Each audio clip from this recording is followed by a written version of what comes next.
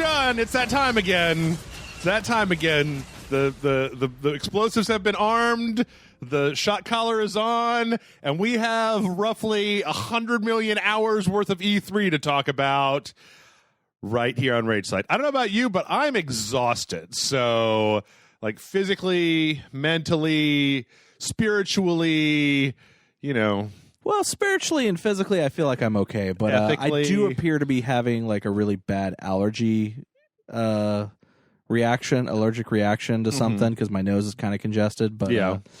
Is it DJ Wheat? Because you could be DJ Gluten Intolerant. Yeah, no. Fuck that. Why do they keep letting that guy on there? Damn it, Twitch. I'm right here, and I will go to LA and host all your shows and not, I mean, just that. I would do it for any of them, like Nintendo. Devolver. Well, obviously Devolver. I mean, Jesus. But hello, everybody, and welcome back to E3 2019, the podcast part 1. Today we'll be talking about Electronic Arts and Microsoft. Electronic Arts, those bastards, they backed E3 up to, what was it, like Saturday? Yeah, they were Saturday. Well, they weren't the earliest. You're forgetting. I mean, we talked about it last week, but Stadia on fucking Thursday. I don't count Stadia. We're also not talking about the limited run press conference this time around. What? You know, Jesus fucking Christ. I'm not a real game journalist. All right, I don't want to go over all this. Yeah. But I don't know. They kicked it off. EA kicked off E3 with this year. Their not a press conference. Yeah, with their weird, like, what was it, like 4 or 5 hour thing. We're gonna skip almost all of this press conference. I'm just gonna tell you guys that ahead of time. Oh, and also I am Jeff. I don't know if we said that. Did I say that already? I might be John. Okay. All right. But yes. Okay. So listen. In years past, we've always danced around this thing where we're talking about EA and then they start talking about Madden. I'm like, there's a create a character mode. I fall asleep during those questions, during that part. There's a new... Always. Yeah. Go back and listen. It totally happens. FIFA's got a card game that you can play on your phone now. We're not doing that shit. If you want to hear somebody talk about football or soccer or football, you can go listen to the football podcast starring Football Magoo and Pigskin Malone, because I don't have anything to say about Madden or FIFA. I do not care. I have very little to say about Battlefield 5. There is very little to say about Apex Legends, and, you know, we'll get to The Sims 4. But we'll start with Star Wars. How long, I think I've asked this question before, I think we figured it out. Was The Force Unleashed 2 the last, like, single-player Star Wars video game that was just a single... I mean, I guess the Battlefront 2 single-player campaign, does that count as a single-player Star Wars game? Not really. It was so bad. It was just bad. I think you may be right. Before that, Force Unleashed 2? Force Unleashed 2 was the last single-player one. Okay.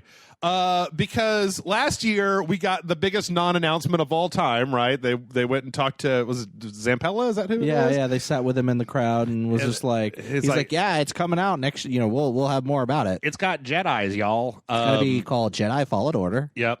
But we actually this year got to see some of this, and they kicked it all off with this. Oh, before we get to this though, I have to briefly say, is there a petition? You know how the internet likes their petitions, right? Is there a petition somewhere about, like, punch Greg Miller in the ball sack as hard as you can, and if it gets like 10,000 signatures, they can, because after this was over, I went and looked at other interviews with these guys where it wasn't just fanboying out and asking jokey Watto questions and look at the droid, and I found out like a shitload more about this video game than what this chuckle nuts was asking the actual developer about. I will say it is crazy how not good this reveal of the game this whole thing was for Jedi Fallen Order. Because like you said, we got more information from other sources and other interviews. And also I felt like this was the worst way to display your game. Like, it actually kind of lessened my excitement for this game. Okay. Let's talk about it. What is it that's got you down? Well, because I mean, I can definitely say that, like, it is a little bit odd. This is not Frostbite, right? No, like, it doesn't. Is it Frostbite? No, I guess it's not. I think it's Unreal because I think you're right. Like all the faces don't look like they normally do. They all look like garbage. Yeah, they all look like garbage instead of like super crisp the way that they normally do. Which, you know, for all the bad things that Frostbite does, it does make some pretty good looking character models. But what's got you bummed, John? What's got you down? So Talk to me here. I don't know. We'll turn off the microphones. We're not turning off the microphones. Here's the thing. I'm excited for this game. Like before even this, I knew I was going to buy it. I'm always down for a single player Star Wars game. Yeah, doesn't matter what it is about or whatever. I'm always for it. Like I'm excited. Mm-hmm. And I will say the section of game that they showed stuff for was just kind of bland. Like there was no, and I don't know if I should be like, oh, there should be sizzle or whatever. But usually at E3 they want to show off the best face. They want to show that really good vertical some slice. type of really good vertical slice that's exciting and makes you want to want this game in your hands right this second. You're pulling Star Destroyers down on top of stuff. I don't need Star Destroyers being pulled down from stuff or anything like that. But I do. I just feel like this was just kind of bland. It was very straightforward. Like in interviews later, they talked about how it was like a Metroidvania. Yeah, it's a Metroidvania style game. Yeah, but that this slice of the game was the most linear section of the entire game, and I'm like, why would you do that? That's stupid. Well, so okay, that it's interesting because I want to take a second because I feel like during this whole presentation, okay, there are a series of keywords when it comes to video games to make Jeff excited. One of those keywords is Metroidvania, and I really wish that fucking Chuckle Dick Greg Miller would have asked them about that instead of making jokes about other bullshit, right? Yeah. Because like if they had said this is a Metroidvania, like I read in an article that 50% of the worlds are going to be like worlds from the movies, right? Yeah. And the other 50% are going to be brand new. And that's one of my big pet peeves with Star Wars is that they've always got to be, it's always like Tatooine and Endor and Hoth.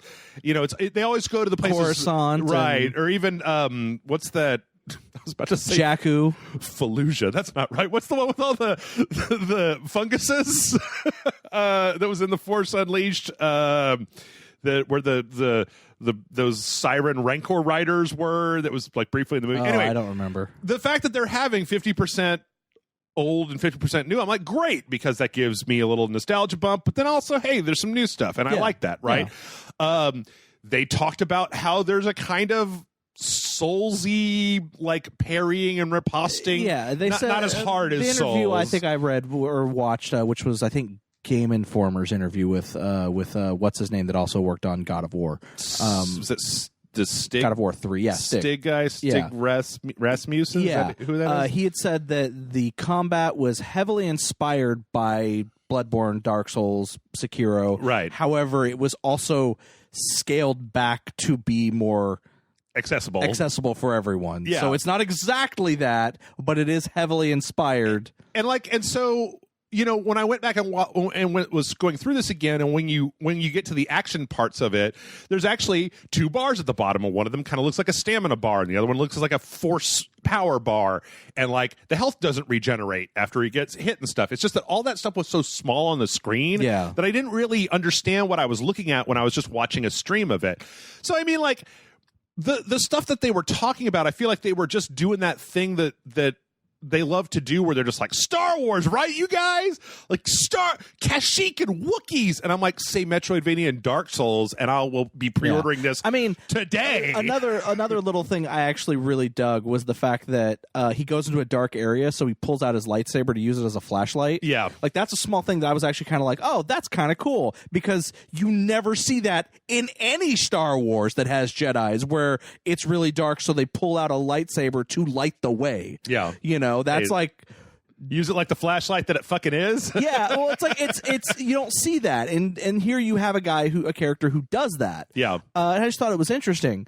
But yeah, I mean, all the other stuff that I read where they're talking about like going to other planets and getting powers and then coming back to the previous planets in order to like in order to get to areas that you couldn't get to before, a la Metroid. And I'm like, great, that sounds great.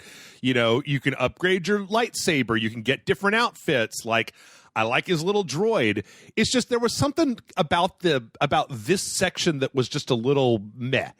And it could very well be that when you actually play it, like, it feels really good in your hands. Yeah. Like, because like Titanfall 2 looks like a kind of a generic shooter, but like it's just so silky smooth when you're playing it that like it really does feel good to play. And like the other thing that they pointed out in one of the interviews that I read was that the whole demo, like, that it kind of looks like this is the one way to play through it, but that there's like different types of force powers and specializations and stuff that you can do that would make you kind of play in different ways. So the thing is that I'm with you when I first watched this, I was like, why am I not more excited about this? And then as I started reading other stuff, I was like, oh, I think they showed this really poorly.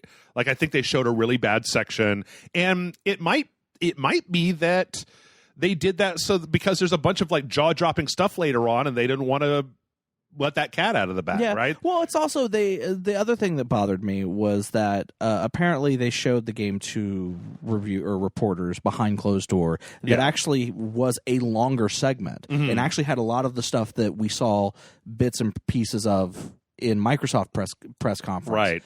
And that they were like the reporters were actually like, oh no, this was a really cool sequence that I really think that they like. There were a few of them that were like, oh, had they shown this would have been a really badass sequence. That's where you're climbing up the AT-AT right, and you're coming into the city. Like, apparently they got an uncut like experience with that, and they're like, oh no, this is fucking badass. And if they had shown this, why didn't they like a few reporters were like, why they didn't show this, I don't know. Well, also, they only showed it behind closed doors to select reporters, not even to everyone. It's also entirely possible, in my opinion, that this is, I mean, EA has shown that they are inept as a company, like, for the last 4 or 5 years. I don't know. The thing is that I agree with you that this was probably not the greatest demo that I've ever seen. But when I read up on all the other stuff, I'm like, I'm way more interested in it than I am in just if you just showed me this and not told me anything else. So I agree with you on that. Though also when reading interviews and other stuff, and certain questions would get asked, and I've talked to you about this already, but certain questions would get asked, and their response would be like, we're still trying to figure that aspect of the game out. Right. Or, oh, we don't know yet, we're still working on that. Right. And these were like things as simple as, how is death handled in the game? Oh, we're still working that out. And I'm like, wait, your game comes out in like 3 or 4 months, and you don't know how death is handled? Yeah. Yeah, I don't know. It's like that, and it's not just that. Like, there were other things as well that also kind of sent up like little red flags that make it sound like this game is nowhere near being done. Mm-hmm. Like, not even like to the point of like. It's going to get delayed. It's going to get delayed. Yeah. Like, I am almost 100% sure it will get delayed. Or they were just being cagey with E3 people. Maybe. I mean, it's entirely possible. I don't know. Anyway, all I do know is that the other thing I found really interesting about this was the amount of Rogue One stuff. Yeah. Between Saw Gerrera and the KX droids at the very end. And I was like, was this a Rogue One game originally? And then, like, because I know that this game started off as something else. Like, Respawn has said that this game originally started development as something else, and very early on in development, it got shifted to be a Star Wars game. So maybe that's even part of it. All I know is that Respawn ain't done me wrong, and EA has done me wrong every other time they've tried to make a Star Wars game, and I've been asking for a single-player fucking Star Wars have an adventure game for a while now, and here is one. Yeah. So and I'll say this and I'll stop bitching or whatever. This is not the red flags that I keep hearing, and the things that make me not excited, or that are tempering my excitement. They're not making me go, well, I'm never buying this game, or this game looks like garbage and it sucks. Right. No, I'm still going to buy the game on its release date. Like, they haven't shown me anything that makes me change my desire to want the game. Right. It's just there's just a lot of red flags that make me suspicious on A, if we're going to get the game when they say we're going to get it, and B, if it may be a little rushed and, may have some issues when it comes out. Yeah. Yeah. It's a good question. All I know is that I see a lot of potential here, and it's possible they just kind of fucked up their presentation, basically. I agree with that completely. Which they're not, I don't think they're the only ones this year who fucked up. But okay, you know what? Actually, let's just take a step back here and say that EA had a kind of a bad, this whole thing was just kind of lackluster. Like, it was all this weird, they're sitting outside in front of a big screen and I don't know. I did not enjoy, I like it when they put a bunch of people in a theater and like, well, it's because they wanted it to be very clear it wasn't a press conference, right? But it was. It just they just didn't want to have a press conference. So, which, given the fact that everything else that I've got on this list is kind of dull, maybe it was a good thing that they didn't have a press conference, because after they got done talking about Jedi Fallen Order, we got a bunch of Apex Legends stuff. Which I think they announced a new character. Yeah, there's a new character called Watson. Watson, WATT, like electricity, and she's got a bunch of. Basically, she's got some kind of like zone control stuff that's really interesting, where she can set up like pylons that create like an electric force field around certain areas of the map. And they even had a little like kind of Overwatch style character story trailer for her, where it was just like a little comic book panel of this guy talking about it. Apparently she's the one that like designed the whole Apex. I don't know. Sometimes I have to wonder. I'm like, Apex Legends, you're not Overwatch. You realize that, right? Or maybe they don't. Maybe they don't realize that they're not Overwatch. But yeah, they talked about a whole bunch of stuff. Like, there's a new character, Watson, and then that's going to be put in with the Season 2 Battle Pass. The Season 2 Battle Pass, they're really looking to like up their Battle Pass game, because the Season 1 Battle Pass was widely regarded as garbage on a stick. There's a bunch of new types of new skins, obviously, for all the different characters. They even talked about how there's like a new thing where if you the longer you stay logged out of the game, like the more it stacks like a bunch of XP bonuses, so that when you come back to the game, you can like get back up to your level faster. Some good stuff. I haven't played Apex Legends kind of since it came out. Like, I played it for about a week or two, and I haven't really gone back to it. But I still think it's a very good. It's still the only battle royale game that I have any real interest in playing. Okay. Right? I mean, Fortnite is. I'm not doing that. I'm not going up against 12-year-olds. But there's also some new stuff. There's some legendary hunt challenges. There's new weapons, like a submachine gun that the longer you shoot it at a person, the more damage it takes out. That's kind of it. I mean, the details are for people who are into Apex. Like, I don't think that the stuff that they announced is going to make anybody who wasn't interested in Apex Legends suddenly sit up and be like, I want to play Apex Legends now. Yeah, I agree with that. But I was just kind of like, okay, I'm kind of bored with this. Yeah. By the same token, it's nice to see them. They are cranking out content for it, which is good. Because I've seen EA abandon things and stake things in the heart way before they were ready to die. But it's Apex Legends. It kind of is what it is. After that, I'm gonna be honest with you again. There was a lot of Battlefield 5 stuff, and a lot of it was kind of. I mean, I don't know. Like, if you're into Battlefield 5, I mean, yeah, because Battlefield 5 doesn't have a season pass because they got all the loot boxes or whatever in it, right? Oh, I don't remember. Are you sure that it is? They showed off a couple new maps. There's a new map called Merida that is a Grecian town that's like geared for infantry, and so it's a lot smaller and more cramped. So you're mostly just doing like people. Then they showed another map called Al Sudan, which is in North Africa. That's this big, wide open map that has a lot more like vehicle stuff that you can do on it. Some of the big things, those are. I think that Merida is the last part of chapter 3, and then chapter 4 is going to have Al Sudan. They did announce a couple of interesting things, which anybody who plays this game, they raise the level cap from 50 to 500. So, which I kind of think is cool because it means that, you're not going to just be, I guess, can you prestige in Battlefield 5? I don't know. I don't play the game. I don't play Battlefield 5 either. I couldn't tell you. They also announced that they're going into beta to do private servers, which, that's cool. All that stuff, none of that stuff is all that is what you would expect of incremental. Like, none of it is like, oh my God. Like, none of it's like, and our next expansion is going to be Battlefield 2042.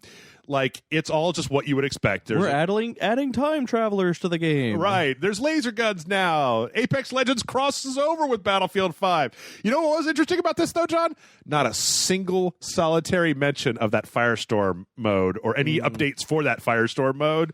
Boy, they just let that thing. I think once Apex Legends started doing well, they were just like, oh, yeah, it's out. The Battlefield 5 Battle Royale is out. You guys can play it if you want to. The only other thing that was really interesting is at the very, very end of the whole presentation, they talked about the next chapter, Chapter 5, and that Chapter 5 is going to be back to the Pacific Theater. Kind of back to the roots of Battlefield 1942. This is all Al Sinan, actually, but they had this weird montage. They showed off a few new maps. But yeah, I mean, like I said, it's all what you would expect from Battlefield. It's a few new maps. Like, if Call of Duty was at E3, I would expect the same thing from them, where it's like, here's 3 new maps, here's a new gun, here's some new things that you can do.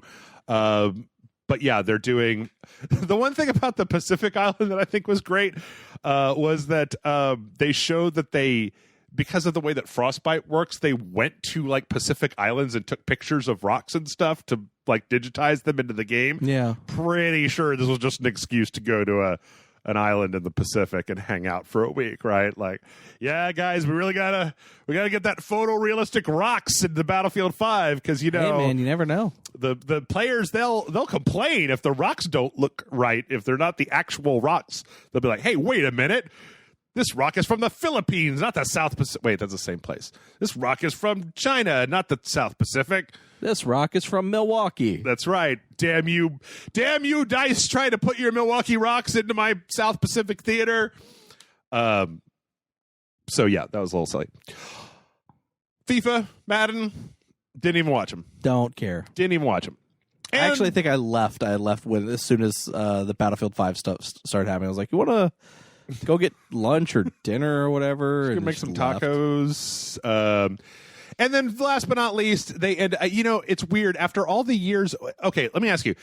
Do you remember a year when EA really featured The Sims? I don't think they did last year, right? I mean, it was all... I mean, they usually show like a quick thing. Yeah. Like they've shown like, oh, and here's a new thing coming out with The Sims, and it's a trailer, and they're like, yeah, and this is why it's important. Okay, moving on. I noticed that they didn't show any of that Command and Conquer mobile game this time around. I mean, come on, you guys. Like, that's the hot new thing that everybody... last year where we had to spend 10 minutes watching 2 people like play an esports match of that dumb Command and Conquer phone game at E3? You waste my time. I could have been relaxing on a tropical island with The Sims in The Sims 4 Island Living, which is, I mean, again, this kind of goes back to some of that Battlefield 5 stuff of like, this isn't exactly like, this isn't an oh shit E3 reveal, right? It's like, here's a new pack for The Sims. It's on an island. You can turn into a mermaid. You can clean up the beach. That you can swim now, and there's jet skis and a bunch of like sarongs and shorts and tiki torches to make your house into a tiki lounge.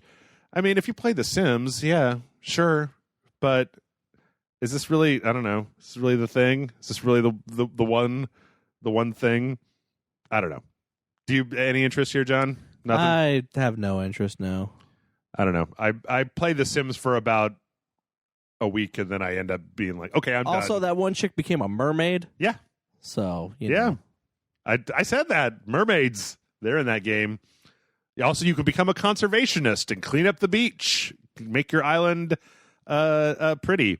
They also announced that the next expansion is going to be Realms of Magic, which, to be honest, sounds way more interesting to me than Tropical Paradise. Maybe that's because somebody needs to cool my heart with a hot island. No, heat my cold heart with a hot island drink. Cold island drink. Sorry, that's a South Park joke. Right. John, you ready to talk about Microsoft? Yeah, sure. Okay. Microsoft. Okay, so before we start, I want to say that I think that Microsoft, I may have gotten myself hyped too much for Microsoft this year.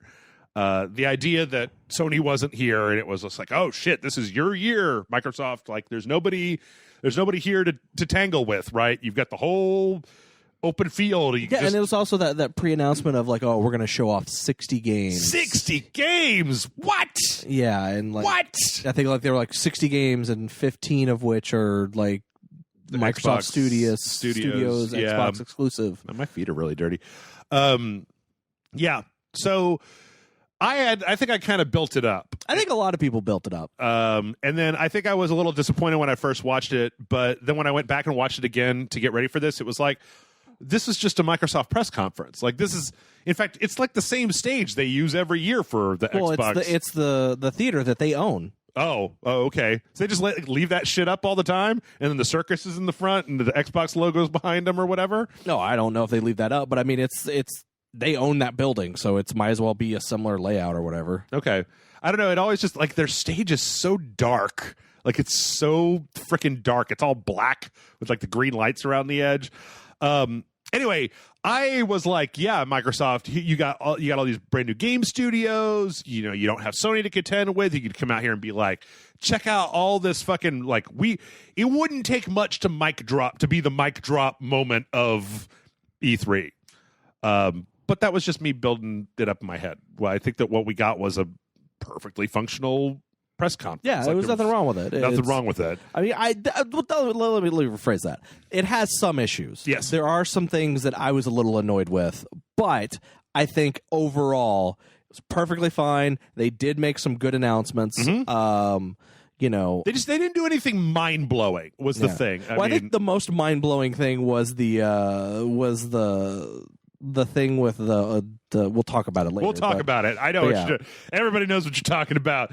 It wasn't like a game. The most mind blowing thing wasn't a game. Right. Or like a service or something weird like that, right? Yeah. Every Xbox 360 game is now backwards compatible. I mean, I know that they put out the last three and then said they stopped. After the press conference, they went, oh, yeah, by the way, we're done doing backwards compatible stuff. I was like, God damn. Yeah. I feel like I just got my dick punched or something. What the fuck? Yeah. I mean, like, there was nothing like that. Or like, oh, Xbox One, we cut the price by $100. Yeah, and nothing. Xbox One X's are now $75 for the next 2 days. Go get them, you guys. Or, I mean, yeah, there were a few things, and we will definitely get to those. But one of the things that upsets me is I was actually counting because, you know, I have this spreadsheet where whenever we do this, I write down every game and then just like some brief notes about every game, mostly just to get them in order and kind of know what we're going to be looking at. And like they were like 60 games, and then I counted how many games were in that indie game montage, and I was like, there were 20 games in there. So like that was a third of the games that you were like 60 games. Yeah, and they were quick. Like a third of them was like a 4-second gameplay slice, bam, bam, bam, bam, bam, with stuff like After Party that we already knew about. So, in any case, speaking of stuff that we already know about, the very first thing that they showed was Outer Worlds, which. You know, now that Obsidian, they bought Obsidian last year, yes. Right? So this game is not going to be console exclusive, right. But it's being made by Obsidian, which is now any future games will be console exclusive. Which also, like, I want to kind of come back. I don't want to keep harping on this, but I want to come back to the idea that, like, I still think that Microsoft needs exclusive titles to get people to get on the Xbox train. And, like, while it's all well and good for you to show this is not an exclusive to the Xbox One. Now, it is on Game Pass, right? Yeah, it's going to be like any... That's the thing, is any games that are from a company that they own now, that are part of Microsoft Game Studios, yeah. Even if it is a multi-console game, because there are a few games that were already announced as coming to other consoles. Right. And then they got bought, and Microsoft's like, no, they can still be on other consoles. Yep. But on the Xbox, they will be part of the Xbox Game Pass. I gotta say, I mean, I feel like Game Pass is becoming more and more of a like, as stuff like the Outer Worlds comes out, and like Void Bastards and the what was the Outer Wilds, right? Outer Wilds, like, you know, and especially with some of the stuff that we're going to talk about later on, that was like games that got updates or DLCs or whatever, and the DLC now being included with the Game Pass, in some cases. Like, I mean, I don't know. My Xbox has been plugged in a lot more than my PlayStation recently, and it may just be because, I mean, there hasn't been jack shit out because we're in the summer doldrums, but if I'm going to go try something out, like, I'd rather just go try something out for free than go buy it. So, but anyway, Outer Worlds, I don't feel like we saw anything that was especially, I mean, there was some new stuff in here, but I feel like we all kind of know that Outer Worlds is Fallout New Vegas in space. Yeah. Because it's Obsidian. The faces look like Fallout New Vegas. Like, the dialogue looks like it. I'm already 100% down to play this game. Oh, yeah, same here. Like, you didn't need to start your conference with this, Microsoft. I was going to buy it anyway. Yeah, the fact that it's going to be on Xbox Game Pass makes me super happy, because I am. That means that I technically have already paid for it, because I pay for the monthly. Why didn't they? God, I was throwing shit out there and I didn't even realize. Why didn't they cut the price on the One X? Scarlett's coming out next year. I want to buy a One X, but I'm not paying $400 for it. I really want that 4K to play all of these free games on. Microsoft, what am I, made of money? Come on. Well, you should be able to afford it with all the money you're saving by paying for the Game Pass and not buying the games. That's a good point, but that's actually a really good point. John, you make a good point. I retract. Microsoft, I'm sorry. I retract my statement. John makes a very good point. I need to add up all the money I saved with Game Pass. There was one thing in that trailer that I thought was really interesting, and that was that apparently there's a shrink gun in the game. Yeah, I love that. I'm like, it's like, I don't think I've seen that since Duke Nukem 3D. So, yeah, I mean, Outer Worlds, like, if you at home are not excited about the Outer Worlds, I don't know. Again, this is one of those things where when you start putting the hashtag, or when you start putting the descriptions like below your video on YouTube, and it's like RPG in space by the people that made New Vegas, shrink ray, and I'm like, stop, you've done it. I'm getting it. You're basically just like what's his name, Kruger from Archer, being like, yes. stop, my dick can only get so hard. Yeah. So cool, Outer Worlds, you got me. Like, I'm getting it. You don't gotta keep selling it to me, because I'm already buying it. But then, you know what? There's quite a bit of this conference that I feel like is, you don't need to keep selling me on this stuff. I've already purchased it. From there, Ninja Theory came out, which was interesting because they got bought last year. Yeah. And this was not what I would have expected out of Ninja Theory. Yeah. So what we got was a 4-on-4 multiplayer game called Bleeding Edge, with some really kind of like funky like character design, and a real kind of like weirdly colorful world. Like, if you told me that these characters were from, I don't know, like Apex Legends and Overwatch had a real weird baby that was going through like a goth phase or something like that. Because Ninja Theory, they've never had multiplayer in any of their games, have they? Not really. You know, Hellblade, DMC, Heavenly Sword, none of those. Enslaved, that was the other one I was looking for. But yeah, so this is 4v4.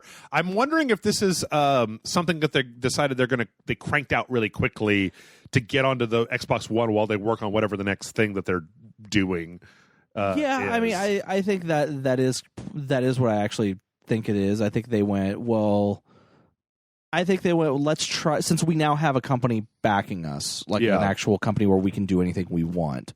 Obviously, we're going to put most of our team on whatever the next single player game is that they're making. Right. And then they probably put a small team to the side and went, what do you guys want to make? Yeah. Like, what that's not single, like it could be anything. Doesn't matter what it is. And then someone went, well, why don't we do this type of game? And then other people were like, yeah, that seems cool, and we can actually make that really quickly with the small team that we have, and it'll be 4v4, and you know it, like, without having to have with only having 4v4, like the the not timing, the tuning of like damage and stuff, it would be easier. I don't know why, but it reminds me of, do you remember that game that was like Arkham City Wackadoos or whatever, that was like a I know what you're talking about. It was a bunch of Batman and a bunch of Batman and Jokers. It was like a 4v4 with like a fat guy dressed as Batman and like a skinny guy dressed like Joker. And Arkham Imposters. There you go. I don't know. This looks interesting. Again, this is one of those ones where Game Pass is a huge like resources, because if this was like $20 to $30, I don't know that I would want to buy it. But if it's free on Game Pass, or like paid for with Game Pass, I'd be more willing to download it and give it a shot, because it looks interesting, but it really is going to depend on how it plays. This was a sizzle trailer. Yeah, it was a sizzle trailer. I think I read that some journalists got like behind the scenes to play it at E3. Like, I don't know if it was playable on the demo floor or anything like that. Yeah. But I think I did hear that and they actually were like, no, it's actually really good. Okay. Like, it's surprisingly good. Okay. I mean, like there are people like, if you like Overwatch, you're gonna like this game. It's not like, I mean, it doesn't play exactly like Overwatch, but it's that type of addiction. Mm-hmm. Okay, like character action, characters with individual powers type of thing. Yeah, characters with hero like, shooter, I guess, is what they would say. And it's it's a third person shooter instead of being first person. Right. But they did say that it was really, really well played well. Okay.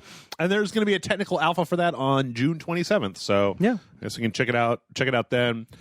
Let's see. From there, we went on to Ori and the Will of the Wisps, which I feel like should be out by now, considering how many times I've seen trailers for it. I mean, didn't we get this at the last two E3s? I believe so. Actually, but I think that before that, there was that, like, okay, so first there was Ori, and then there was, like, the Ori PC edition with some added stuff. Yeah, that's right. And it was like 2 years of that, and then the year after that, it was like Ori Will of the Wisps. So I feel like every year I'm looking at just Ori, and it's hard to discern which game it was. Yeah, because they all kind of look somewhat similar. I mean, this one does look better. As somebody who played Ori and the Blind Forest, like, this one does. It's graphically a little bit higher fidelity than Ori and the Blind Forest, okay. But it looks good. I mean, it always looked good. Again, that was one of those ones where you didn't have to sell me 100 times, because I was already ready to go buy this when it came out. This trailer, though, seems to be quite a bit like a boss rush, though. Yeah. It's like all about these kind of big old bosses that Ori is fighting. But yeah, I mean, if you at home have not played Ori and the Blind Forest, do it. Go play Ori and the Blind Forest. It's great. Again, Metroidvania, nice art style. Xbox Game Pass. Why not? Do it. And I think that's something you're probably gonna hear from both me and Jeff a lot, is that if you have Xbox Game Pass, this is well worth, like, because here's the thing, like, I think if anything, they sold Xbox Game Pass. Fuck yeah. For this entire, like, just like, they proved that it's worth it to have Xbox Game Pass. Mm-hmm. Yeah. If anything, that's the takeaway from this press conference. It's such a small subscription fee. Like, if you just get the Xbox Game Pass, it's $10 a month, right? Yeah.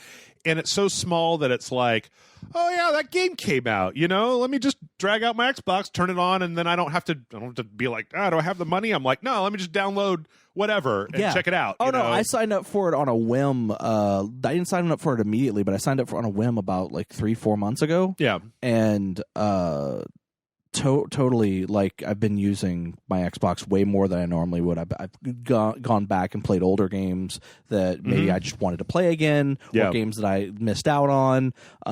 There's a few games that I've downloaded through it that I haven't actually played yet, just because I haven't gotten around to it. And I've also played like you brought up, Void Bastards and Outer Wilds and other games, smaller games like that, and tried them out and went, oh, those were cool. Okay, I'm done with them. I'm gonna delete them, or oh, I'm playing them still, or whatnot. Yeah.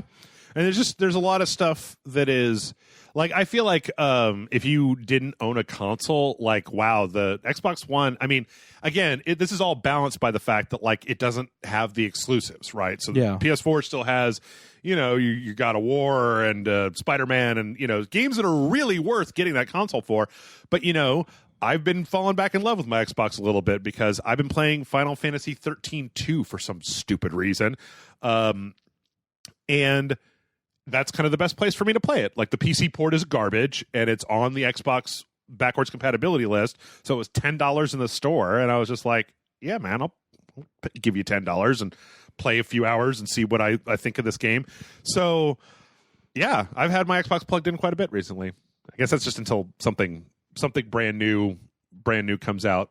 Speaking of brand new, Ori is coming out in February next year. Nice. February 2020, February 11th. And then also something that's brand new. This is one I wouldn't have seen coming, John. I didn't see this one coming a mile away. But do you know what the kids are into? Other than Fortnite? Minecraft. Oh, right. Yeah. And you know what game is pretty addictive? Minecraft? Diablo. Oh, Diablo, yeah. So let's make a Minecraft Diablo game? Yeah. What? Yeah. So this one's actually kind of crazy because I actually watched an interview with the people about this game and to kind of hear what it's just set in the Minecraft world. Right. It's a dungeon crawler. Yeah. You could play a co-op up to 4 people. Right. But there are no character classes. Oh, okay. Every character starts off the same. It's a blank character, whatever. But if you decide you want to be like a tank, you just you equip armor. the stuff. You get armor and you equip it. If you want to be a spellcaster, you get magical items and carry magical items on you. Okay. If you want to be like you kit your character out, and then like if you get to an area and you're playing as a magician, and you're like, man, I'm just getting my ass reamed in this specific dungeon. You're like, if only I was a tank. You go, oh wait, you could take off all the magic stuff, put on the armor, and hey, you're a tank now. Yeah. It's kind of brilliant. I mean, like I kind of feel that Microsoft getting Minecraft was kind of a good thing. Like, I mean, there was obviously like right now we've got Minecraft Adventures, and then now Minecraft Dungeons, right? Yeah. But the art style for Minecraft is so versatile that like when I look at the trailer for this, it totally works as a Diablo, as a top-down. Like everything is very easy to recognize. It works with all the little particle effects and stuff that they already have in the game, and it looks distinctly Minecraft. Yeah. It looks like a it's. I think this is a really good move. Like I think this one looks really, really fun. And again, Game Pass. So yeah, and I also like that they when talking about the mechanics of the games, they also said that when questions came up of is this aspect of the game fun or is it like whenever they're like talking about balancing, if balancing it would make it less fun, then they just said leave it broken. Oh, okay. So like they're like, yeah, so if you're level 20 and your friend is level 40 and you play the game together and a bunch of level 40 loot drops, you just get that? You get the level 40 loot. Level 40 loot. Guess what? As a level 20 character, you get the level 40 loot. Have fun with it. Yeah. Like they're not going to like try to fix that because the things they did to try to make it fixed just made the game less fun. Oh, no. You know what? Gauntlet. It reminds me of Gauntlet when I look at it. Yeah, that's cool. And that's coming out spring of next year. Yeah, I mean, nothing wrong with a little doing something a little different. Let's see.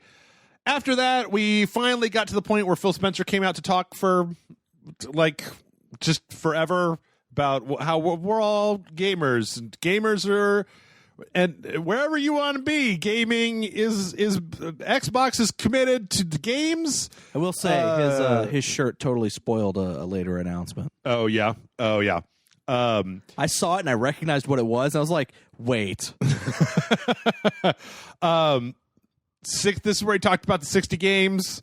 We already went over about how that's kind of some bullshit right there. I mean, I kind of figured that, like, in all honesty, when they were like, we're going to show off 60 games, I was like, and how many of those are going to be in your indie game showcase montage? Right. Or how many of them are console exclusive and how many, yeah. So we're not going to talk much about that. He was one of the least weird looking, cringy, or I mean, he's just.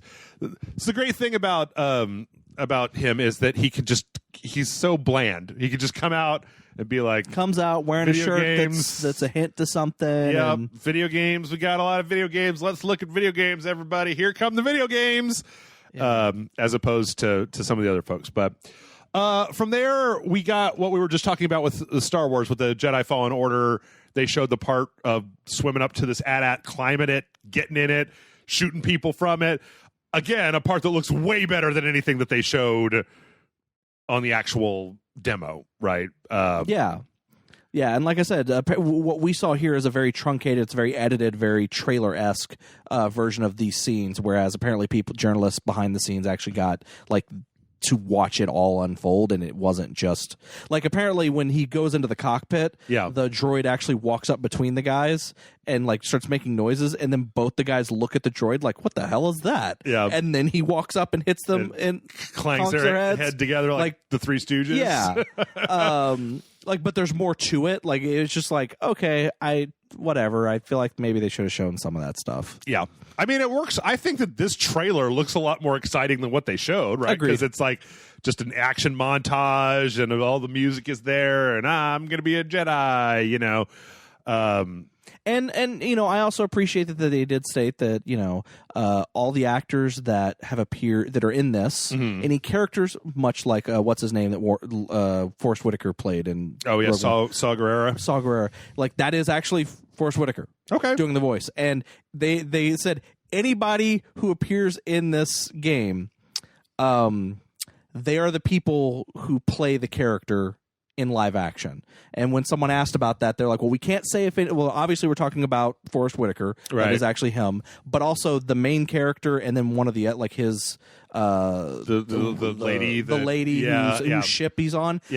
Those are based on the real actors, just like in Force Unleashed, because those characters are planned to be seen in other things. Oh, interesting. In live action. Like, apparently the lady actually is in something else, and people have been theorizing online if she doesn't appear in The Mandalorian or something like that. Oh, okay. Interesting.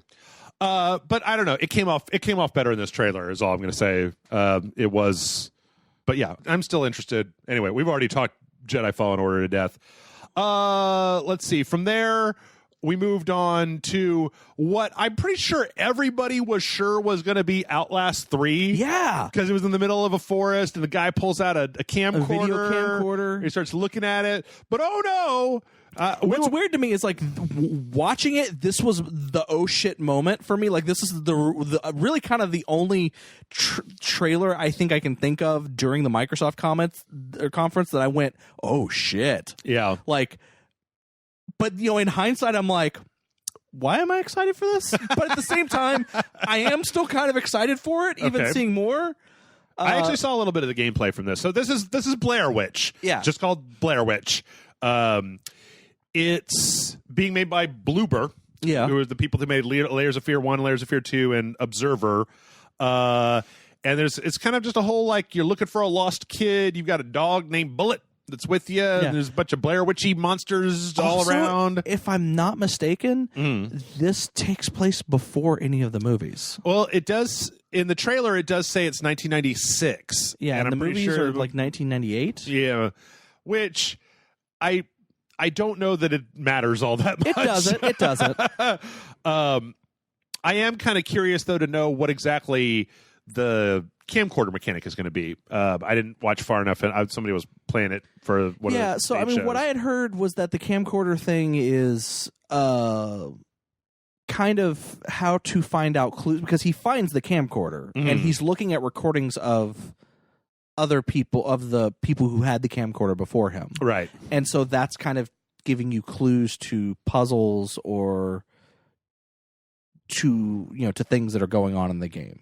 Like, okay. You use the camcorder in conjunction with puzzles to get. It's weird because I don't know that I like that style of game. Okay. Like, because I liked Layers of Fear a little bit, but then I kind of got bored of it.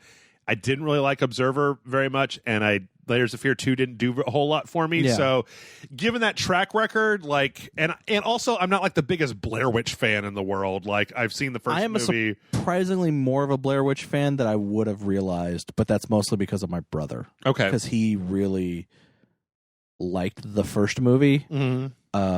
I'm actually a fan of what was originally supposed to be the second movie, but then it got re-edited and completely changed into what it actually is.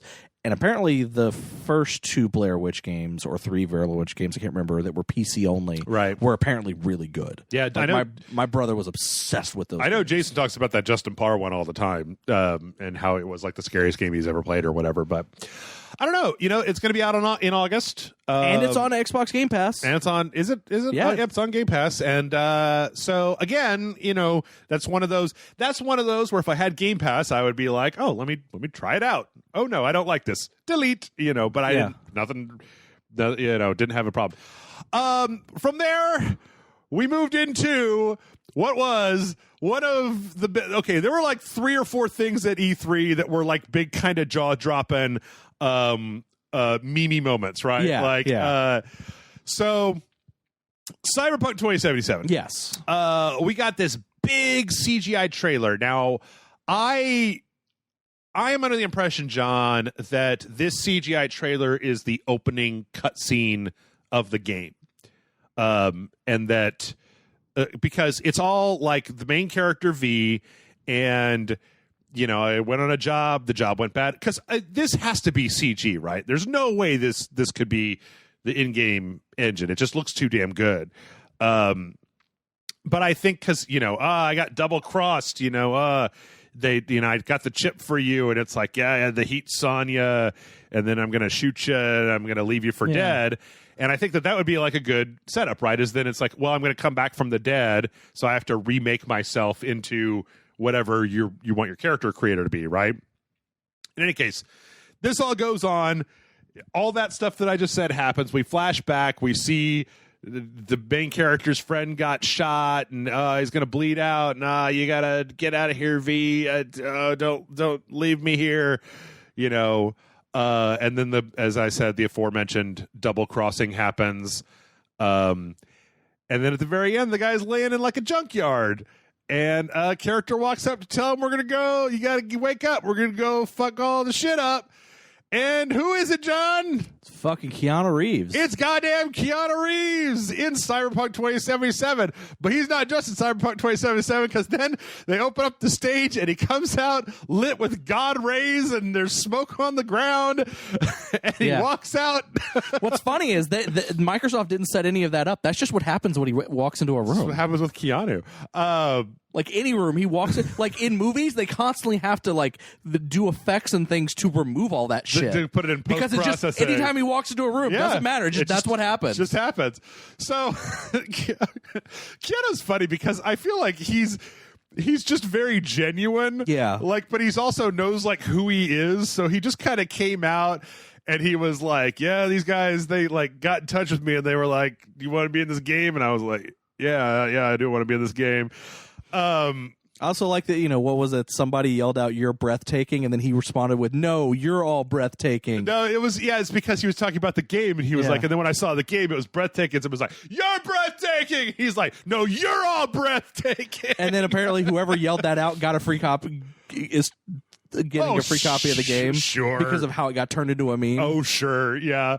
But he just seems like, I like this because he genuinely, like at one point, people are cheering, and he's just like, "All right, guys, you got to shut up. I got to get to the end of this. I got to get through all this. I got to get through all this, guys. Let me do my thing. Yeah, I know I'm amazing."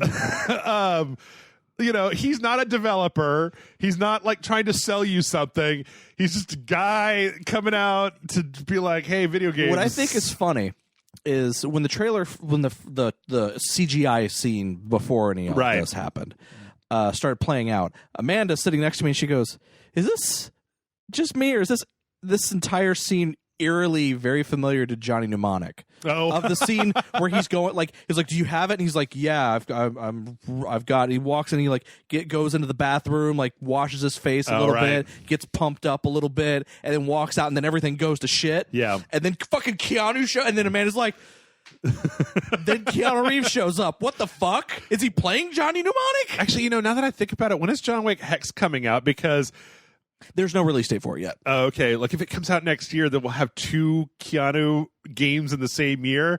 That guy's all over the place now. I feel like it was Bill and Ted and The Matrix, and then he just fucked off to make like romantic movies for a decade, and then John Wick came out, and now he's just everywhere. He's like a rat all John over. Wick. He's about to start filming the new Bill and Ted movie. Yep, he's in Toy Story 4. Yeah, stunt guy. He's in that Netflix show, Always Be My Maybe. Yep, he's in where he plays himself. Cyberpunk 2077. So, in any case... And also, I think what's interesting, I don't know if you're going to bring this up, but the character he's playing in Cyberpunk 2077 is something Silverhand. Yeah, like Johnny Silverhand. Yeah, or Johnny like Silverhand, which is a very, like, big character in the Cyberpunk franchise. Yeah. Like, that is a major character. Like, apparently in the first trailer, the song that V is listening to is a Johnny Silverfist or whatever his name is, like, Silverhand. song. Yeah. Yeah, and apparently the character's with the main character throughout the entire game. Like, you're kind of like he's there with you at all times. Okay, yeah. I mean, like again, I feel like last year. Everything. Go back and listen to everything I said last year. I'm still down. I mean, I still want to play Cyberpunk 2077. So when I said so here's the thing. When I said that the Blair Witch was the true like oh shit moment. Yeah. The reason is because I was already sold on this game. Right. Like. Unlike with the Star Wars game, they didn't do anything to kind of make me question what's going on. All they did was show me stuff that made, my dick can only get so erect. Come on. It's like they're putting chocolate syrup on my sundae, and then eventually they just started letting it go over the sides onto the table, and I'm like, that's fine.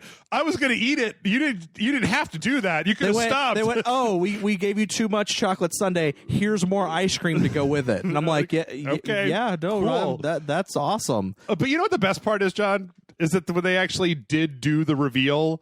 Do you know when this game is coming out? It's my birthday. Yeah. Happy birthday, Jeff! April 16th, 2020. Next year. Boom.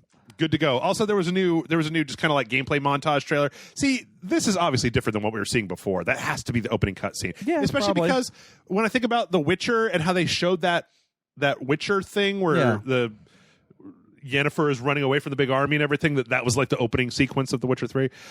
There's some stuff in this trailer that's kind of interesting, in my opinion. There's a laser whip at one point, which is pretty cool. You can get on a motorcycle. The thing that I was most interested, though, is at the very, very end,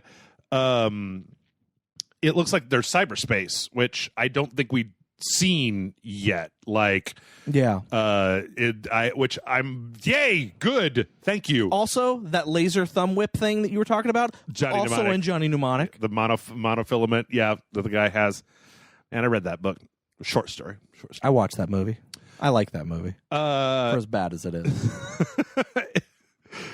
Yeah, Ice-T, Henry Rollins, and Dolph Lundgren. It's like a triple threat. Yeah.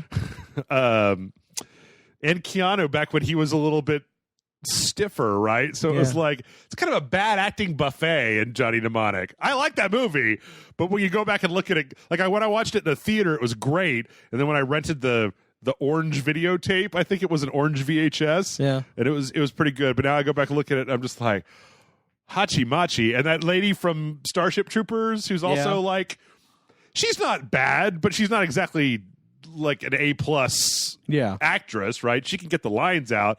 Also, isn't Udo Kier in that movie? I think so. He's like the guy that like she does work for in the very beginning. I need to go back and watch Johnny Mnemonic. Anyway, we can't get waylaid about talking about Johnny Mnemonic. We got to go to the other podcast, the Johnny Mnemonic podcast that I started last week.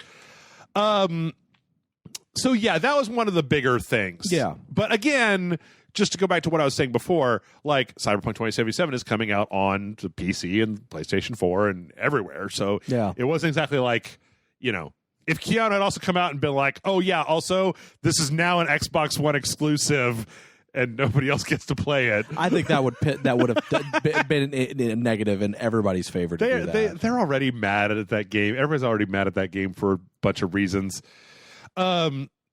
Spiritfarer was the next game up on the list. Yeah, this game's interesting. It was all right. It was like a little girl on a ship. Really nice animation, like really kind of nice. She's someone who is a fair for people bringing people to the afterlife. Oh, that makes sense given what the name of the game is. Yeah, she's basically the ferryman on the River Styx. Okay, it looks like you can build a bunch of different rooms and stuff onto your little boat. There's obviously some crafting and kind of mining and doing stuff. Yeah, it seems all right. That one's also, I don't know if it has a release date yet, but no, I don't think it does. But I don't know. It seems like one of those games that's fine. I'm starting to get a little tired of twee indie games, but still not bad. Nothing, it's not offensive or anything. Okay. Like from there, we finally saw Battletoads. Now, okay. The reason it took so long is they got stuck on the hoverbike level. Oh. Okay, so I watched this trailer, right? And I was like, I think like everybody else, I was like, oh man, finally Battletoads is here. And I watched it and I was like, oh, I don't think I like Battletoads, John. I don't actually think I like Battletoads. Oh, I don't think anyone actually franchise. I don't think anyone's ever liked Battletoads. I think it's all like I never got past level 2 on the NES, and I kind of consider that to be a bad thing. And I didn't ever play it in the arcade. So anyway, this is a hand animated, beat 'em up. I mean, it looks fine. Yeah, it doesn't like. I guess it's just I feel like people have been waiting for Battletoads for like 2 or 3 years. Also, they shot out confetti or streamers. Yep, which I thought was weird. Red streamers. That's because their tongues are red, so it's a bunch of frog tongues that they're shooting out on top of people.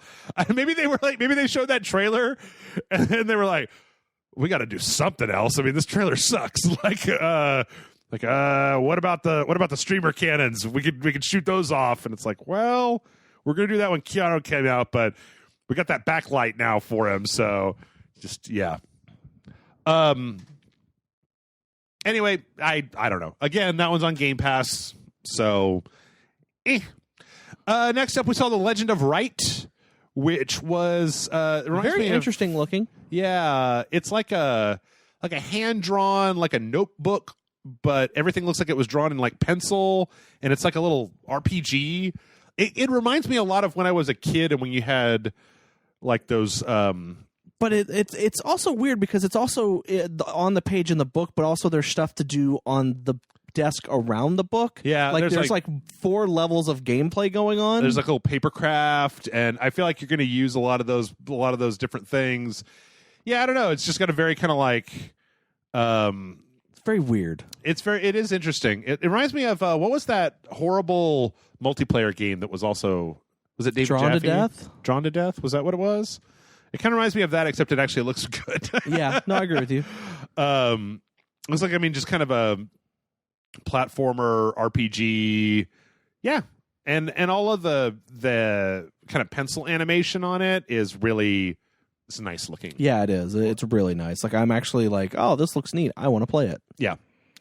So I don't know. Maybe check it out if you hadn't heard about it. Okay, so after that, God, we did ID at Xbox, where we did 20 game montage. I don't think we're going to go through all 20 games here. I mean, there were a few that were kind of you know what? They all look relatively interesting. Some like Pathologic 2 are already out on the PC. I know that. And I think they said all these ID at Xbox games will be a Xbox Game Pass. Oh, okay. Yeah, all launching on Xbox Game Pass. So every like After Party, Pathologic 2. I want a release date for. Can't Keanu come out and give me a release date for After Party? Totally accurate Battle Simulator. Damn right, totally accurate Battle Simulator. It is totally accurate. The Good Life, which I'm interested in. That's the sweary, yeah. The sweary one where everybody turns into cats at night. Yeah. Yep. Like I said, some of these are already out. Crosscode's already on the PC. Creature in the Well we saw from the Nintendo stuff. It's the pinball samurai thing. Killer Queen Black, I think, is already out on the PC. It's just a variety of different things. I don't know how many of these really stood out. None of them look bad. I would maybe go through and I'm interested to know in Felix the Reaper. Yeah. I'm interested to know more about that because it's a romantic comedy game about the life of death. Yep. And I'm puzzled by it. Sounds interesting. That Supermarket Street game, is already out on Game Pass. Oh, okay. I downloaded it. Nice. Yeah, Secret Neighbor, which like a multiplayer version. Yeah. The Lord of the Rings card game. Yeah, I don't know. I mean, it's just a bunch of games. Like, none of them look bad. Some look better than others. Yeah. But like half these, I said, are already out in other places, and I'd rather get just a release date for After Party than anything else, because I really want to play that game. I want to play it really bad. From there, we started talking about Game Pass. Specifically, that Game Pass is coming to PC. Yes. So the way the Game Pass is right now, it's $9.99 a month for the Game Pass on the Xbox One.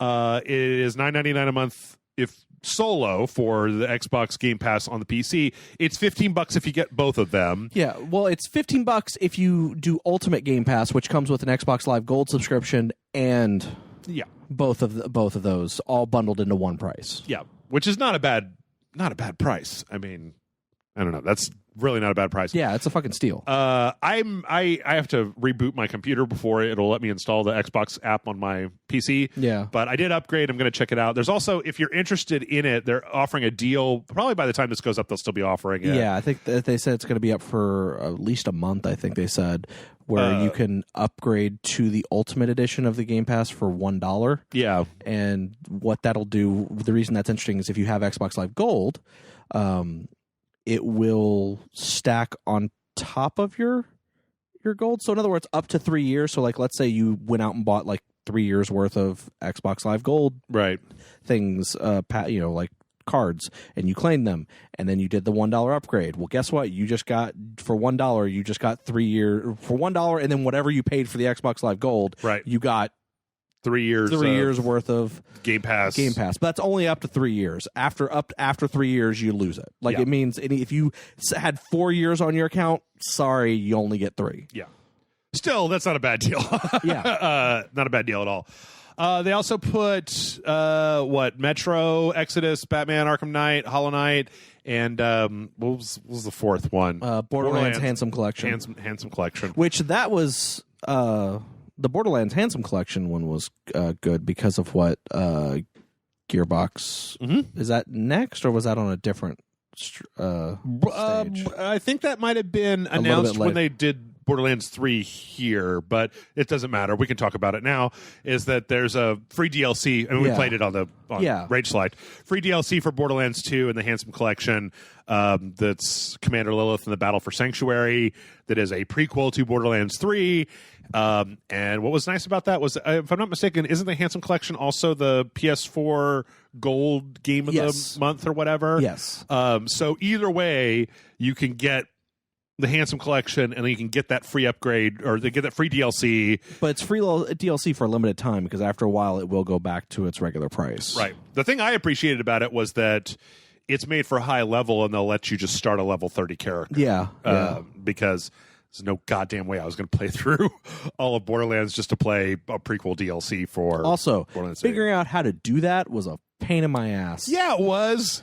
Because the game kept telling me I had it purchased, but it wasn't installed. And it would say, oh, well, if you want to install it, click this button. I'd click the button, and it would take me to the page to install it. And it's like, this is already installed. Why are you here? And I'm like, God damn it. Go back. But it's not installed. Well, then how do I fucking do it? Yeah. I hate that on the PlayStation 4, which was where we played it, that when you install the Handsome Collection, you have to manually download that texture update, that 50 gig texture update. I think you have to do it for the Xbox as well. God, just make it work already. Assume or put it in the menu, right? You got a pre-order in your menu for Borderlands 3. Maybe put something in the menu that's like, do you want to play this DLC? Do you want the HD textures instead of making me have to go roll around in the DLC section of your store? Blech.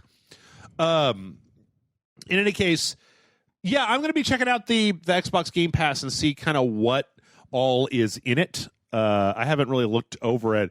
My main issue, of course, is that running Rage Select, I own a lot of games already, so, but for me, it's I've been using it to replay older games that I'm too lazy to go find the disc for, or play games that I missed out on. Do we have I mean, they have a thing, right? I mean, they have a list of the games that are on there, I'm sure they do. Let's just take a look. This one, like with them adding Batman Arkham Knight, they now have all the Arkham games on there.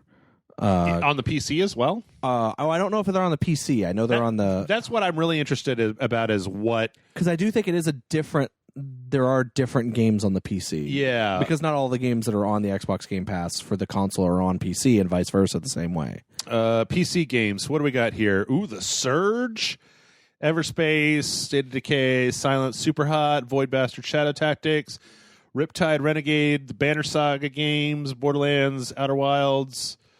Supermarket Street, Full Metal Furious, Moonlighter, Death by Daylight. Yeah, that seems like there's a pretty good amount of stuff here. Momodora, Thimbleweed Park, Brothers, Guacamelee 2, Turing Test, Braid. Metal Gear Survive. Yeah, you can totally finally play Metal Gear Survive.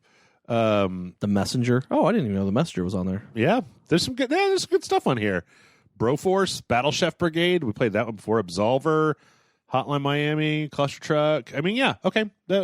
Seems like the sort of thing, where like Headlander is on there. You can just be like, oh, yeah. Yeah, I played Headlander. I saw that and I was like, oh, I never played Headlander. So I played it and beat it and was like, all right, cool. I'm done with that. Yeah, so looks like there's some good stuff on here.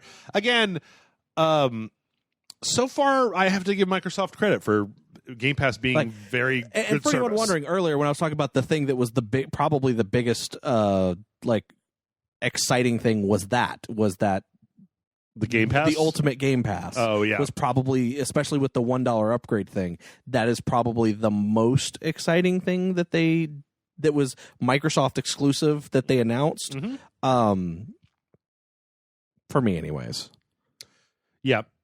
Well, are you sure, John? Because they also announced that they're bringing something big back, something that we haven't seen in quite a while.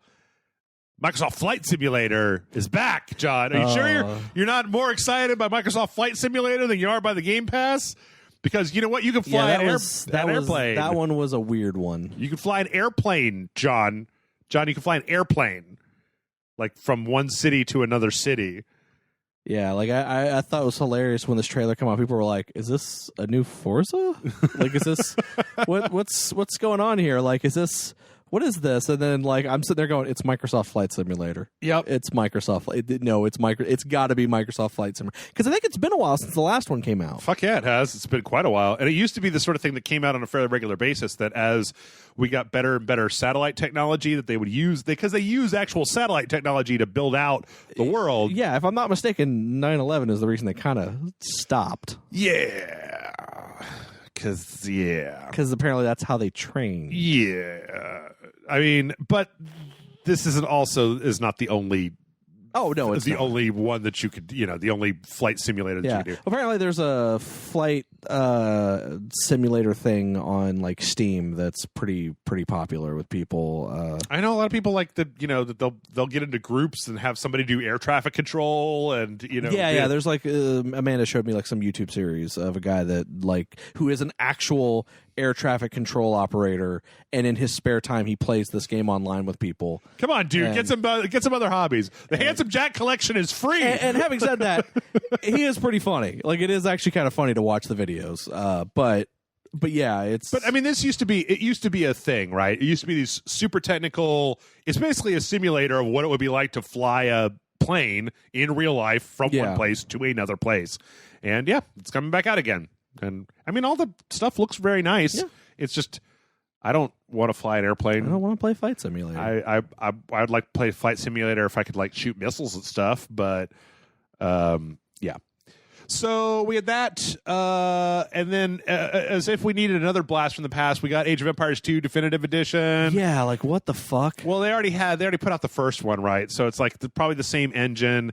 They put that out last year. Like I didn't even bother playing it because I don't like Age of Empires. Yeah, I'm not a big fan of it.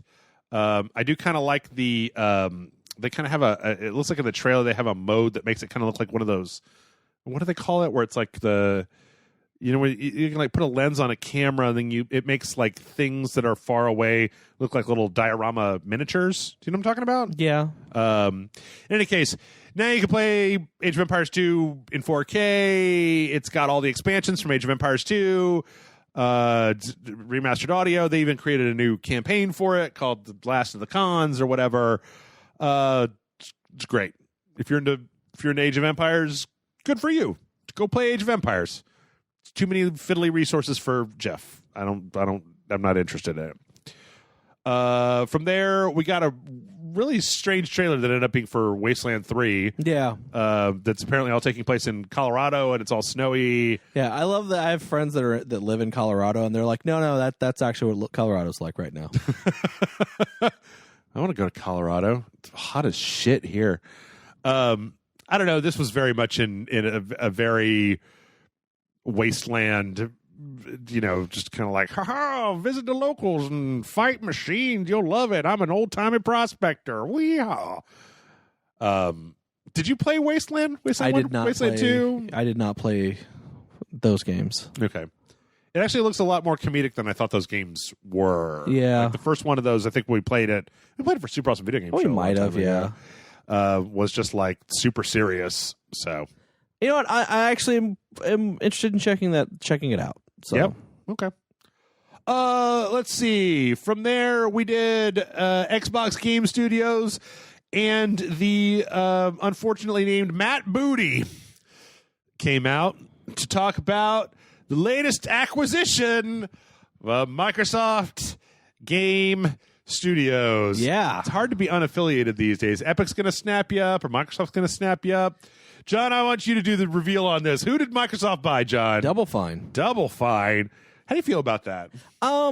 So Amanda's the bigger Double Fine fan than I am. Okay. I'm a pretty huge Double Fine fan, though. I love Tim Schafer. I think he's fucking hilarious, and I think he makes great games. Yeah.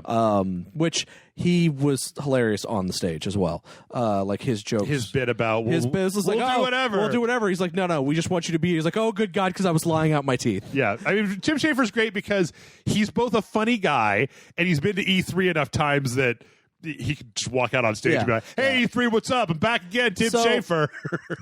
So Amanda has a lot of worries and was actually really disappointed by this because of the fact that large companies, have a history of buying smaller companies and then saying, you know what, we decided we don't like what you're doing. We're shutting you down and you no longer are a company. Yep.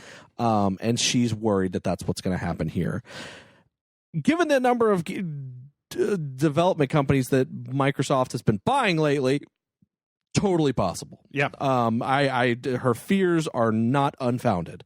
However, if the stuff I've been reading about and been hearing in interviews from these companies who are actually agreeing to be purchased by Microsoft and the reasons they're okay with it are to be believed, I think it's nothing but good for the company as a whole.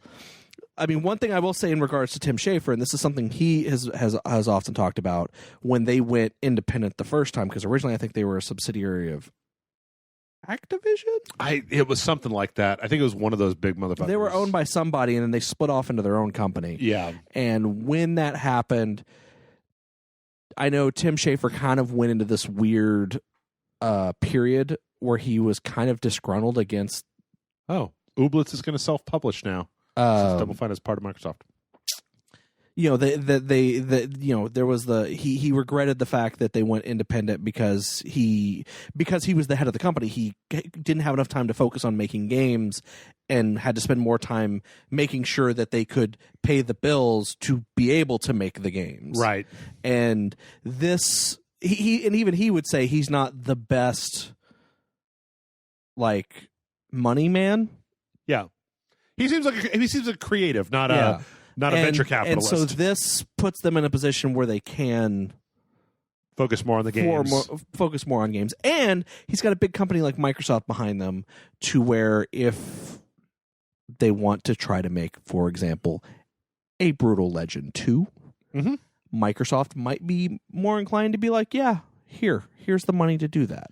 The fear, of course, is that Microsoft seems like a good company now. Right now, yes. But, if 5 years go by and they decide, they catch Ubisoft disease, decide all they want to do is make like 3 games, but over and over and over again, and Double Fine doesn't want to make those games, that you could see But then I also feel like Tim Schafer's got the cachet that if they wanted to fuck him hard, he'd just leave the company, make another company called Triple Good, and like. So I will say that I've heard things about these acquisitions that there are out clauses. Yeah.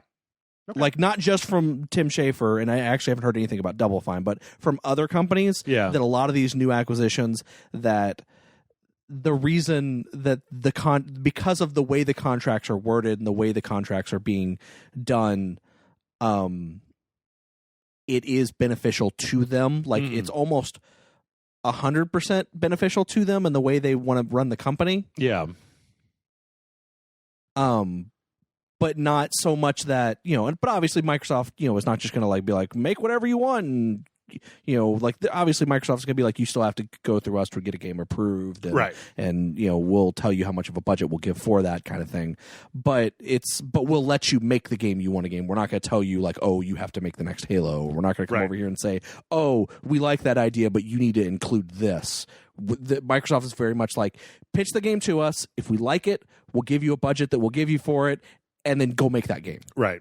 They've never been as cutthroat as EA or Activision or any of those other companies. That's kind of how apparently the contracts are being worded, but also apparently there are outs, like there are out clauses for all of them. Like if Microsoft is like, hey, we don't want you as a company anymore, the company has the out to go, okay, well, you can't shut us down. We're just going to go back to being our own. And okay. Like, I don't know, like the specifics. Like I'm kind of piecing together from like multiple different interviews from people at Obsidian, people at the people who made DMC. I can't think of their name right now. Ninja Theory, and a few other places. Like because they're not saying a lot because I feel like they can't say a lot. Sure, and I'm kind of piecing and also adding in my own interpretations of stuff here. So take what I'm saying with a grain of salt. Yeah, but I feel like this is a thing where it's like, oh, this is going to get Microsoft a bunch of exclusive games, unfortunately, for the next console. Right. But I feel like there's no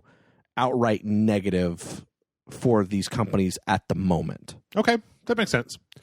You know what, John? I just realized that we've been recording for way over an hour, so we're just going to take a real quick break, but we'll be back in a minute because I also looked at how much is left from the Microsoft conference, so we're going to take a quick break. You there at home, we'll be back in just a minute. When we come back from the break, we'll talk about Psychonauts. Yes, that indeed we will. So we'll be back in just a moment.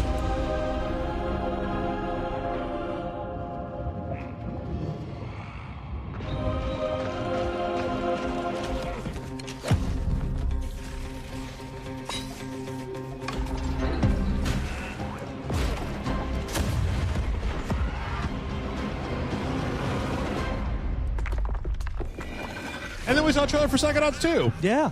So, which I feel like I've seen a lot of Psychonauts 2 over the last few years between like the Fig campaign and the various Dev Diary things. I may have been looking at it a little bit more than most folks, but this is also going to be an Xbox Game Pass. Yep. I never played Psychonauts. I never played it. And this looks... I love the first Psychonauts. This looks kind of kooky and groovy and weird, and I dig it. Yeah. So I also really like the Rhombus of Ruin PSVR game. I never played that either. Yeah, that was a lot of fun. But yeah, it looks good. It looks like just, third-person action platformer with this kind of like wackadoo art style. A lot of teeth in this trailer, a lot of jumping on teeth and stuff. It's because you're going through the mind of a person. Yeah. Which, if I'm not mistaken, this is the mind of the villain character from the first game, who's the guy with the shower hat on his head. Oh, okay. Because he was a dentist. Oh. So do you have to go through the mouth or something to get to the brain? No. It's psychic. He's like psychically linked to him, and that's what his inside of his brain looks like. Oh, because he's a dentist. Yeah. There's a lot of teeth in there. I got it now. Yeah. So yeah, no, it's I think it looks great. I'm looking forward to Psychonauts 2. Yeah. The first Psychonauts, I feel like everyone kind of knows this by now, but I feel like it also gets said a lot. The first Psychonauts was wildly like praised. Yeah. Review wise, like people who played it fucking loved it, and it was like it got reviewers gave it good scores, but then nobody played it. Yeah. like, I don't know what happened, but like reviewers are like, no, go play this game. It's great. It's one of the most fun, inventive, funny, and crazy good platformers you'll play this year. And like every reviewer was saying that, like, you know, like 9 out of 10, 8 out of 10, 10 out of 10 kind of thing. And then just nobody played it. That's what I heard. I don't know. Someday I might go back and play it, but I just wonder how well it holds up a lot of times. Not bad. Yeah. Not bad. I played it a little while back. It's not bad. Speaking of things that we'll see how they hold up, do you like Lego Star Wars? Because you're going to be able to play all the Skywalker saga, which is all 9 episodes. All 9 episodes of including Lego the Star one Wars. that hasn't come out yet. Yep. So I don't know. Did we have a release date? Oh, it's 2020. So by the time the new one comes out, we'll have that one as well. Everybody knows I'm a little cool on the Lego games. There's only so much Lego that I want to Lego before I'm done Legoing. I don't know. Are you big into Lego games? I like Lego. I mean, I don't love them, but I like them. Okay. I don't know that I'm like, I honestly have never played any of the Star Wars Lego games, so I can't really say, you know, that like the Star Wars ones really impressed me. I loved the Indiana Jones one. I liked Lego Worlds. Okay. Because you're a big fan of Lego. Yeah, no, I actually like actual Legos, so, you know. Okay. From there, we got a look at Dragon Ball Game Project Z Action RPG. Which actually now has a title. Which is Dragon Ball Game Project Z Action RPG. No.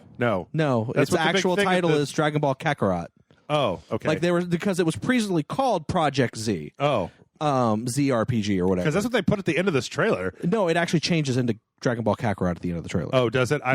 My brain started to fuck off a little bit because the notes that I wrote down here looks the same as literally every other Dragon Ball game I've played, which I'm sure is not the case. It doesn't. And for people who know things about Dragon Ball, it's probably very exciting. Yeah. As a lapsed Dragon Ball fan, I kind of interested. Yeah, like.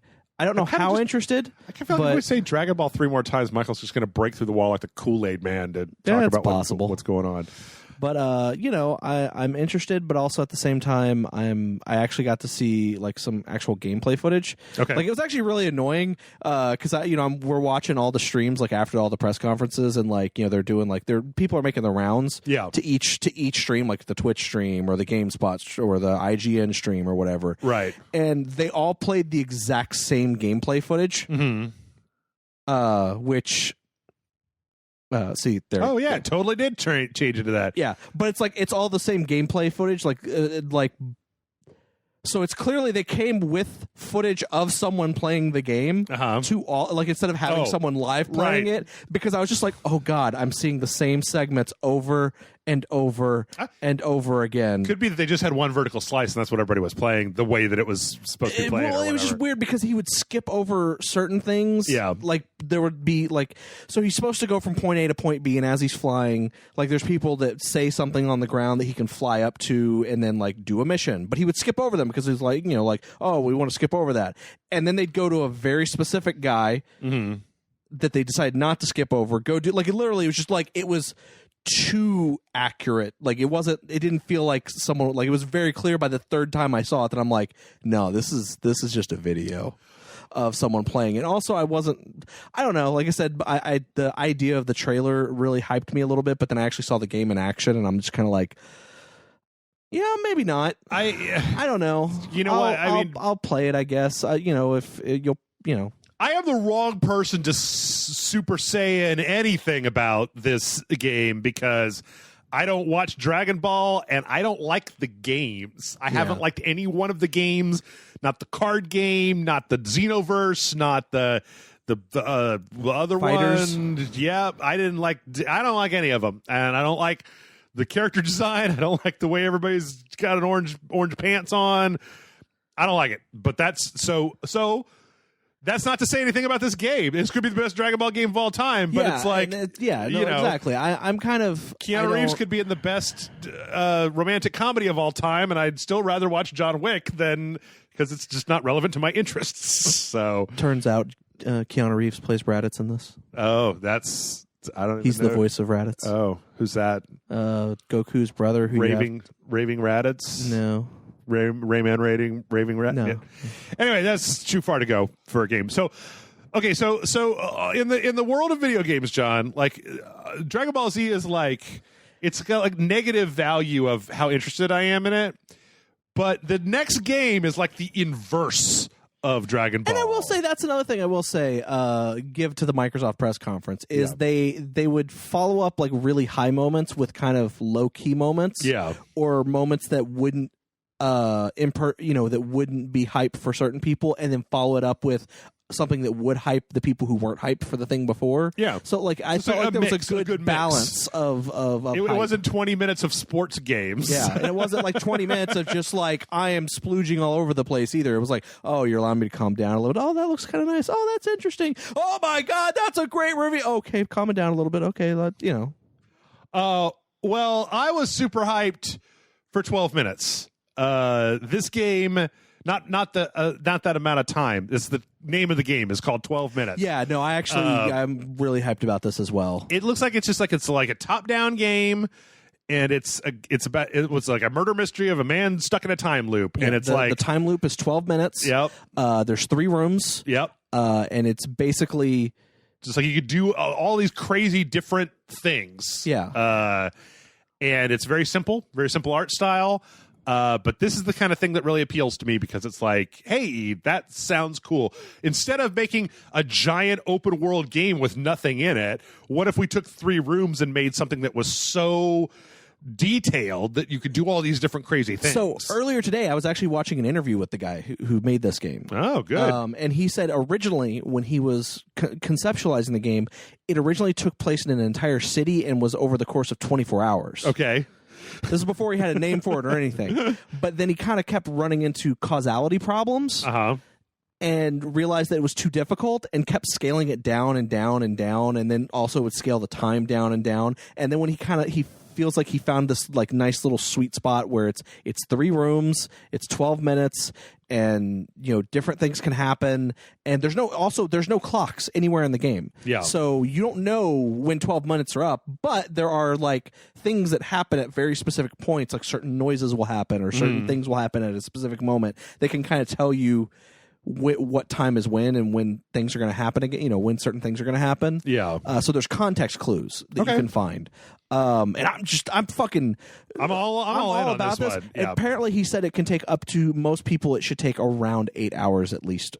Really? To play it. To kind of see everything? To beat it, essentially. Oh, okay. Interesting. Yeah, I mean, I think it looks great. I think it's one of those things in video games that I really like because it's like, we get games like, and I'm going to use the Dragon Ball game as an example, but this could literally be any other, like Ghost Recon or, some of these other games, is that like I like it when we get games that are interesting, experimental, little projects. And I also like the fact that he said one of the things that really drove him with the idea is that because of the time loop thing, there is no fail state. Right. Because even if your character does something wrong or dies, you're still getting knowledge that you can use towards the next loop. Sure. So there is no such thing as failure in this game. I mean, you're going to win eventually. The only way to lose in this game is to just walk away from it. Yeah, is to stop playing without beating it.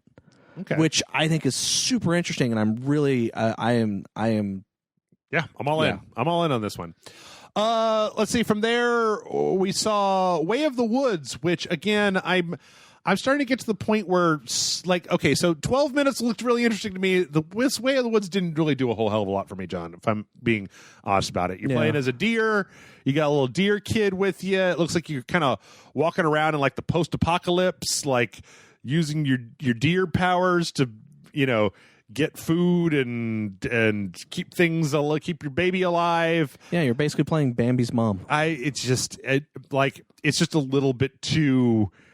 It's too much. It's too fucking much. Giant cats. It's too much for me. It's just too twee. I don't not interested in this really all that much. Who knows? Maybe it's a super, super good game, but like, I don't know. I feel like it's just kind of an adventure game, and you're just walking around as a deer, and you're opening stuff up. You got magic antlers, and it's very moody. I mean, it's pretty. Like, there's nothing wrong with it. It's just I don't know that this is one that I'm really all that interested in. Okay. Much more interested to see what's going on in that 12 minutes game with the guy's wife and the guy that busts in and, do that than I am headbutting a vending machine to get a drink out of. I don't know. Are you super excited for this? I mean, I think it looks interesting. Yeah. I'm again, it's going to be one of those games that with the Xbox Game Pass, I'll probably download because I have it. Right. Okay. Okay, so from there, this is a little strange. We jumped into Gears 5. This, I would say, is the biggest misstep of the entire conference. Yeah. The fact that so they have this super moody, artsy, fartsy trailer with the character, the lady from Gears 4. She's got these faces coming out, and they're playing the slow pop music behind it, and she's making grimaces, faces. My brain. It's literally just a commercial of one person staring off and staring at the screen. Yeah, there's no gameplay. Yep. There's no. Literally, I feel like this was the biggest misstep of the because this. If you're not a person who likes Gears of War and wants to play the next Gears of War game, this trailer does absolutely jack shit. Which I am that person. I've been doing a lot of soul-searching introspection recently. I don't think I like Gears of War. I do. I don't think I like it as a franchise. I think I've been trying to make myself like it because everybody says it's so great. Yeah. But I don't think I like Gears of War. And I get that. and I get that. And I get it's not for everybody. But I do like the Gears of War games. So, for me, I'm like, oh, wow, I'm excited for this game. But when all they showed was this trailer and then did their weird... Oh, they lifted up the stage or they went under the stage. Yeah. When they did that whole thing, I was like, that's it? Yeah. That's all you're going to fucking show? No, well... you're not going to actually, show the game? Show the game? Well, I feel like last year they showed the game. I mean, but, the thing is that I feel like showing Gears of War... this is one of those things that I start to wonder about, is that, this isn't Final Fantasy and this isn't a Hideo Kojima game. Gears of War 5 is going to play like Gears of War 1, right? There's going to be some differences. There's going to be some interesting environmental stuff in the stages. But I played Gears of War 4, and it was football running up to chest-high cover, getting behind that cover and shooting at the locust or whatever when they pop out, right? You rev the chainsaw and you hit them with the chainsaw.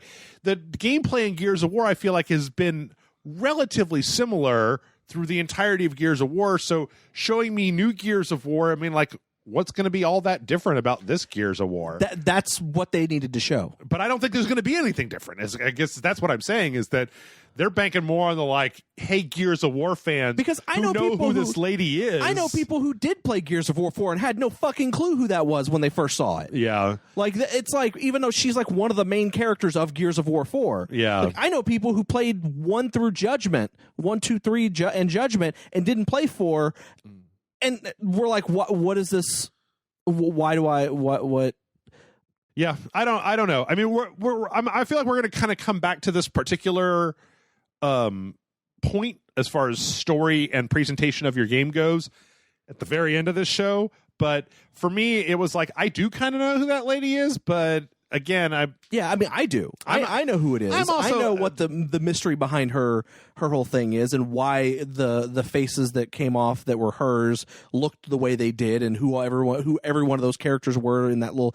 I understood all of that, but I just was like, this is very inaccessible to somebody who doesn't know. At least the previous games, when they had the non-gameplay footage cinematic trailers, the characters were doing something. Yeah, okay. That was literally a person staring at a screen with nothing fucking happening for however long that fucking trailer was. No dialogue even. No dialogue, no nothing, and it was a failure. Okay. This is coming from someone who is a hardcore Gears fan. That trailer was a failure. Okay. And was probably the biggest blunder of this entire, for me, was the biggest blunder of this entire Xbox presentation. You know what? Because when I said earlier there were some mistakes made, this was it. Okay. Yeah. They talked a little bit about how there's going to be a network test in July. Yeah. It's coming out in September. Yeah. It's on the Game Pass. They said it's going to be on Game Pass, and that if you have the Ultimate Game Pass, you'll also get all the pre-order bonuses for the game. So that way, if you just want to get it through that, you can you can still get all that pre-order bonus stuff. And then they showed this escape mode, which this is a new mode. Now this, I will say, was kind of interesting. And then they kind of showed like underground and they went onto the stage and there's wrestlers playing the game or something. So they had Xavier Woods, AJ Styles, and Tyler Breeze, because apparently later on for Up Up Down Down, which is Xavier Woods' YouTube gamer channel, which is actually really fun. I actually really like the channel. They played this mode. Okay. And what's interesting is what some people may not know is this mode stars 3 entirely new characters who are Swarm Busters, I think they're called. Okay. They like allow themselves to Hive get captured. Busters.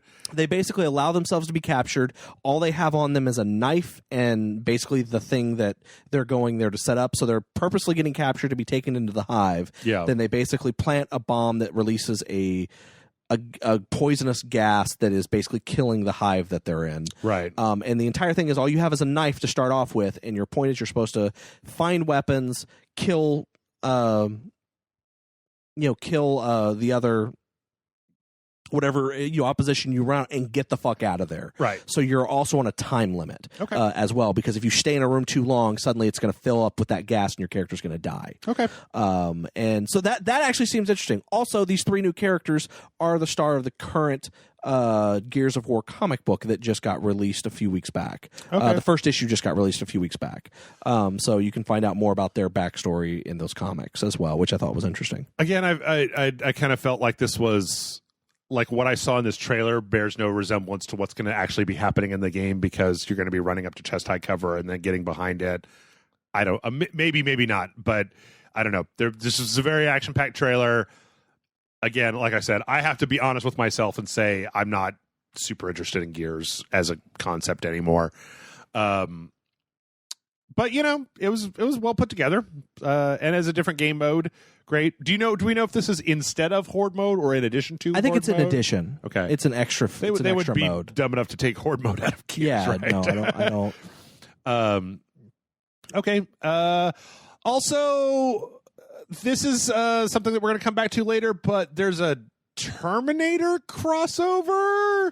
Yeah, you get a skin. You get a Terminator skin. Not just that. Yeah. Sarah Connor's also in it, and it's going to be voiced by Linda Hamilton. Why? Because the new movie's coming out, and what's that have to do with Gears of War? Why not?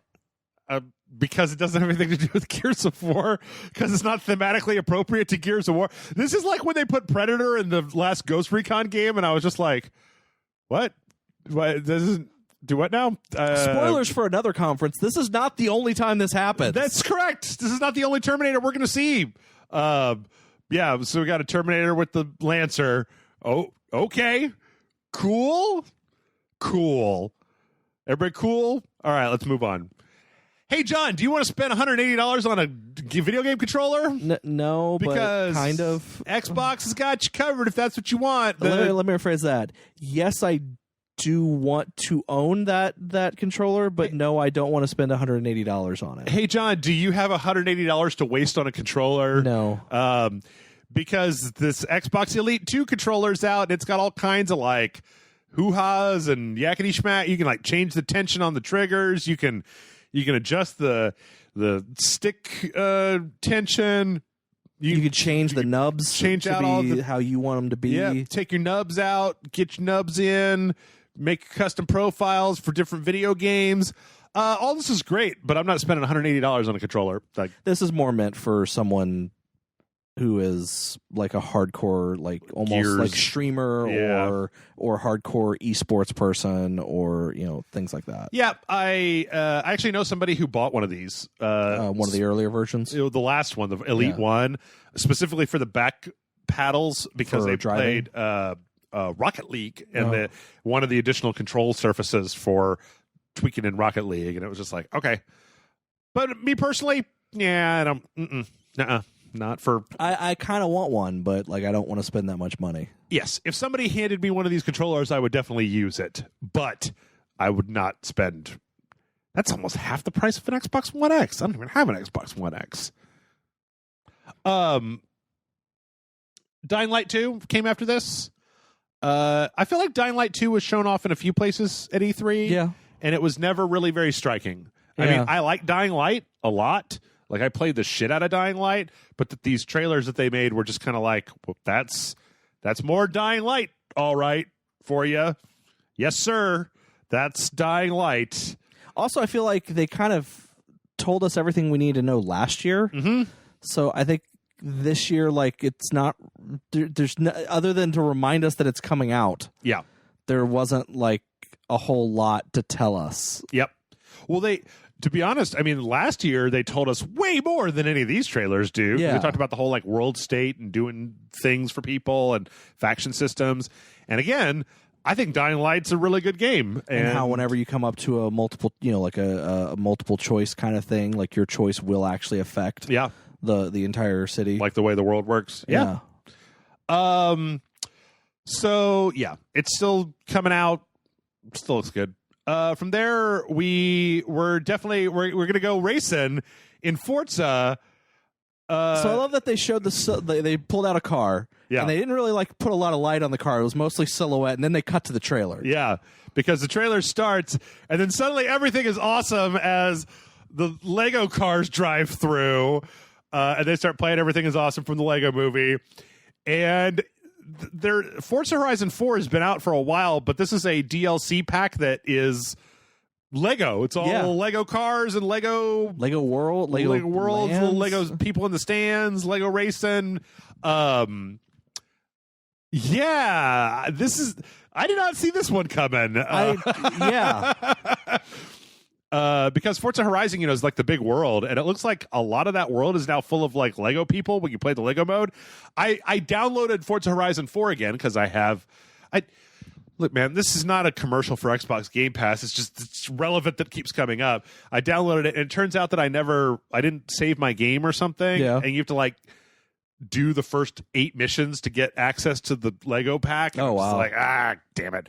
But it looks really nice. Like, I like the way the Lego stuff looks. And you can play it all in 4K footage. Yeah. They're all in 4K. And then I think when they cut back to the stage, that car that was in silhouette, they revealed that it was actually made entirely of Lego. Yep. So instead of having a pimped out car this year, they had a big Lego car. Which is fine. I mean, it's like, I think it's one of the McLarens or something. Yeah, if I'm not mistaken, so there is actually a car that Lego made entirely out of Lego pieces, even using like Lego Technic and higher power batteries and things like that. Oh. And the car can actually drive. Oh. Even the wheels are made out of Lego. Okay. But like they're all made out of like Lego material and stuff like that. So it's actually like a legit car as well, kind of thing. You motherfuckers got too much time on your hands. That's all I'm going to say. From there, we saw Gears Pop, stupid fucking phone game that looks like. I will also say the other big miss is that maybe they don't have anything to show for it, but the tactics game? tactics game was completely missing. Yep, totally gone. This game, I don't know, looks like ass to me. Like, it just looks like some dumb tower defense phone game with Funko Pop and Gears of War. It's like they put 8 things together that I don't give a shit about, and then put it on and then made it a phone game. And I'm just like, wow, I could not be less interested in this. I'm sure it's interesting for somebody, but I'm also trying to figure out the cross section of like, I'm a Gears of War fan that collects Funko Pops and really likes to play cell phone games. These things I don't know. Anyway, from there, I feel like we're kind of in the doldrums at this point, John. Because from there, we went to State of Decay 2, the Heartland DLC that came out, that Amanda and I tried to play. I think that I have to say that I don't like State of Decay, the game. I'll be honest, I never played State of Decay 2. Yeah, there was like 2 different sets of partners that you can use in that game, and then you got to go kind of do the thing, except that it's still that kind of really lossy open world, building a camp, getting survivors, kind of thing. I don't know. It wasn't tutorialized very well, and for something that seemed like it was supposed to be very character focused, I didn't really get a good read on why I should care about the characters that were involved in it. But if you have the Xbox Game Pass, it's free. Hey, so that's why we played it. From there, we got something that I'm not. This is not a poo poo. It's just I don't know anything about it.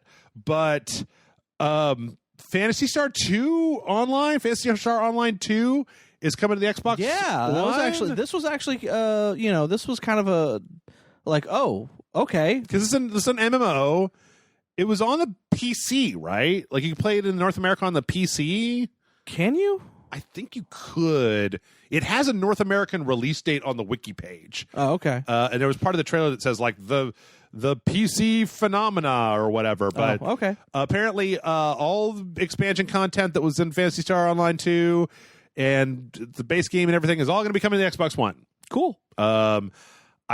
It's been so long since I thought about Phantasy Star, because Phantasy Star Online, that was like, you'd have like the PS2 modem or something, or that was a Saturn. Phantasy Star Online was a Dreamcast. Dreamcast? Oh, yeah, Dreamcast was one thing, not Saturn. And you had to have like the network adapter and all that stuff for it. And then I think they did re-release it on Xbox 360. Okay. And was it on like Steam? It might have been. I don't know. Anyway, I don't know. Like, I like the look of this trailer. I like all the crazy Japanese space stuff and people with big laser swords. The only thing I worry about is that when I get to play it, it's just going to be like an MMO where you're just grinding and wasting your time. It is, unfortunately. From there, we got to another game. We're in a real weird section of this conference right now, because we went from Phantasy Star Online to Crossfire X, which, if I'm not mistaken, is the game that Remedy helped out with, or may have helped them out with a different version of Crossfire. Yes. So I went and looked this up because I didn't want to talk out of my ass on this one. Oh, I don't mind talking out of my ass. Original Crossfire was a like free-to-play online game that was very big in Asia and the Middle East. Yeah. And I actually went and looked at footage of it. It looks like bad old Counter-Strike. Like, it's very low resolution, very low poly. Crossfire X is apparently kind of like a revamp of that same game for release that then Remedy is doing a single-player campaign for that will be releasing with it along with it. Like, this cutscene is a very slick military porn, bunch of people, there's aircraft carriers and guns and mercenaries and stuff. I think this might be part of the single player campaign. They were not very clear about this. They just showed this trailer that like doesn't say anything. Like it's mostly just people with guns. Yeah. And then like aircraft carriers. I know that if the actual game looks anything like Crossfire looks like, it's not what it will be. Not very like this cutscene looks like a legit AAA video game. The footage of the game that I saw looked like one of those shitty Steam asset flip games, right? It just it was probably popular because it was free to play and it was enough like Counter-Strike that people were playing it. But so I don't know. I mean, it's weird because we had that one story about Remedy working on it and then it was just kind of gone. Yeah. So I guess we'll see when it comes out. From there, we got to look at the next Tales game, Tales of Arise, which is about a lady with a gun and a guy with a mask. And this is one of them JRPG as shit trailers where I'm sure that people who are huge fans of the Tales franchise probably have some idea of what's going on here, but I personally don't have any idea what's going on here. Hey, it looked nice. Yeah, it's very pretty. It's very pretty. I mean, all those games I feel like are very pretty, but it's like whenever one of these games comes out, I'm always like, should I get into this franchise? And I'm like, no, I don't think. Whenever a new Star Ocean game comes out, John, and I'm just like, no, I don't want to do that. I don't want to do that. From there, we saw Borderlands, which was Borderlands 3. This is where they introduced the DLC. They also, I feel like this was the first time they were really explicit and upfront about showing off each individual character. Yeah. Even though they talked a little bit about it before. But there was, the giant, the big gunner, the Beastmaster, soldier, the Beastmaster, the Siren, Mosey, or Mose. Mose, yeah. Other than that, I don't feel like we saw a lot that was. I mean, we knew most of this stuff before, or nothing that we saw wasn't a thing that we already basically knew about, right? I mean, they've shown it off pretty aggressively since it came out, so yeah. I think the smartest thing they did was kept what's his name, away from E3. Randy Pitchford? Yeah, Randy Pitchford. Because he was nowhere to be found. You gotta stay home, Randy. Randy, you gotta stay home. Because I feel like he has been the thing, the worst that is, part. Yeah, of Borderlands 3. Here's the thing: everything I've seen about Borderlands 3 looks great. Like, Yeah. I want to play it. Yep. Like, and then Randy Pitchford starts talking. Yep. And you're like, oh no, Randy, no, Randy, no. From there, we moved on to something, John. This is weird. Okay, we already knew this game was coming out. This is the trailer for Elden Ring, which is the From Software George R.R. Martin game that they're making. I think that Sekiro might have broken me because I felt nothing. I'm like, oh, it's Miyazaki and George R.R. Martin, and they're making a medieval. Like, I think that if you were to take some of this stuff out, change the voiceover and the music a little bit, you could say this is Dark Souls 4. I mean, it looks like a medieval fantasy game. There's a lot of like kind of strange imagery, people in armor. But I don't know. Like, it didn't do anything for me. I didn't care because I feel like this one's going to be twice as hard as Sekiro. And I'm pissed that I can't beat that game, or that, and not that I can't beat it. It's just that I've lost interest in beating it because I have better things to do with my life than play the same boss over and over and over and over again. And if that means I'm bad at video games, that's fine. I don't care. I mean, all this, the imagery and everything in here looks nice, but you know, it's another medieval fantasy game from Software. It's Miyazaki with a bunch of bleak people at the end of the world. You know, I feel like I've seen this game a few times before, and I'm starting to get a little tired of this game. Like, I was really hoping for something like, I mean, I knew that they were making this, but I was really hoping for something a little bit different. Yeah, no, I get that. So maybe once I see some gameplay footage, it'll all light up in my brain again. But right now, man, Sekiro really did a number on me, and I'm just mad. I'm mad about it still. So I don't know. You've been sometimes interested in From Software games. Does this one do anything for you? No, not really. I mean, I'd have to actually see the game. Yeah. This is like, what, 2 years ago when they had the Sekiro trailer at Microsoft, and it was just the arm twisting up and then going like, and who knows what that could have been? It could have been anything. Yeah, we have no idea. So maybe I'll be more excited once we get to see more of it. It caught me off guard when I was like, all right, medieval fantasy. I'm sure it'll be super fucking hard. It'll be a third-person action game of some sort because apparently that's all they want to make. What if? Yeah, it's first person. I'd be way more interested. I was or top-down isometric. I'm interested in anything that's not another Dark Souls game. I'm kind of tired of playing Dark Souls. Okay. Like, I haven't gone back to play Dark Souls 3 or 2 remastered. I kind of stopped playing Bloodborne. Like, I'm just kind of getting sick of playing one variation on the same game over and over again. Okay. Especially when that game is so fucking unforgiving. Like, I said before that I've been playing Final Fantasy 13-2. I'm having a great time with Final Fantasy 13-2. I'm just like, hey, wow, look at this. It's a fun game. I like these characters. I like the battle system. I like all this stuff. So we're getting close to the end here. Phil's back to talk about Project xCloud, which is the streaming thing that they're talking about, that they've been talking about for a while, of streaming onto your different devices, Xbox games. There's some demos available at E3. None of this is stuff that we don't already know. And as you and I pointed out last week with the Stadia, or whenever that, I don't even know when this podcast is coming out. But as we pointed out, this whole streaming thing means nothing unless I can put my hands on it. Yeah. So, well, it was also, I was reading an article, I think with someone from Kotaku, who like went to the booth, and all the little handheld, the phones that were doing the streaming were all connected to Cat5 cables.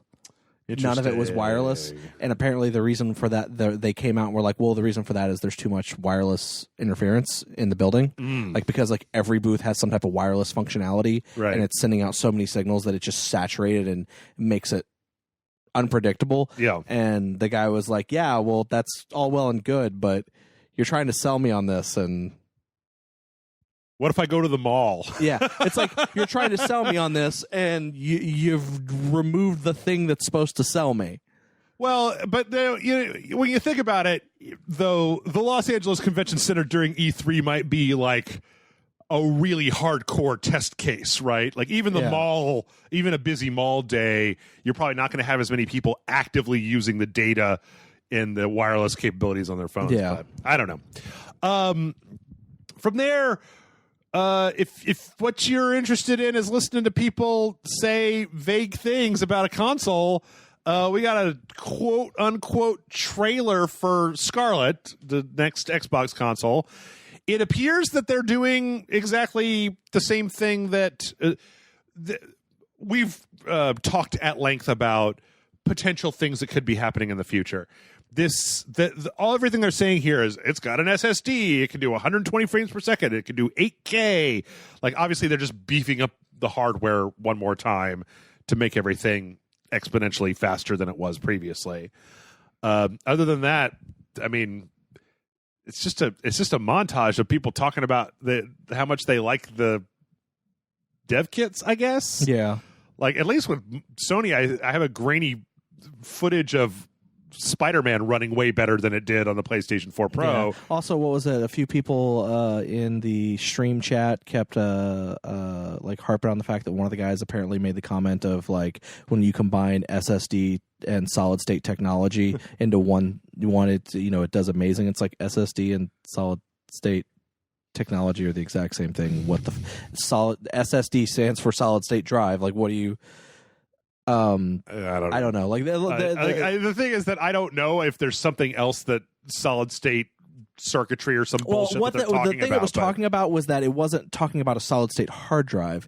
It was talking about solid state, like adding that solid state hard drive technology to the RAM. Oh yeah. So instead of just buffer. There being a 512 megabyte RAM or, a 1 gigabyte, 2 gigabyte RAM, whatever you put in a console now. Man, I want them to put 512 megabytes of RAM into the new one. They're talking like terabytes of data for the RAM. Sure.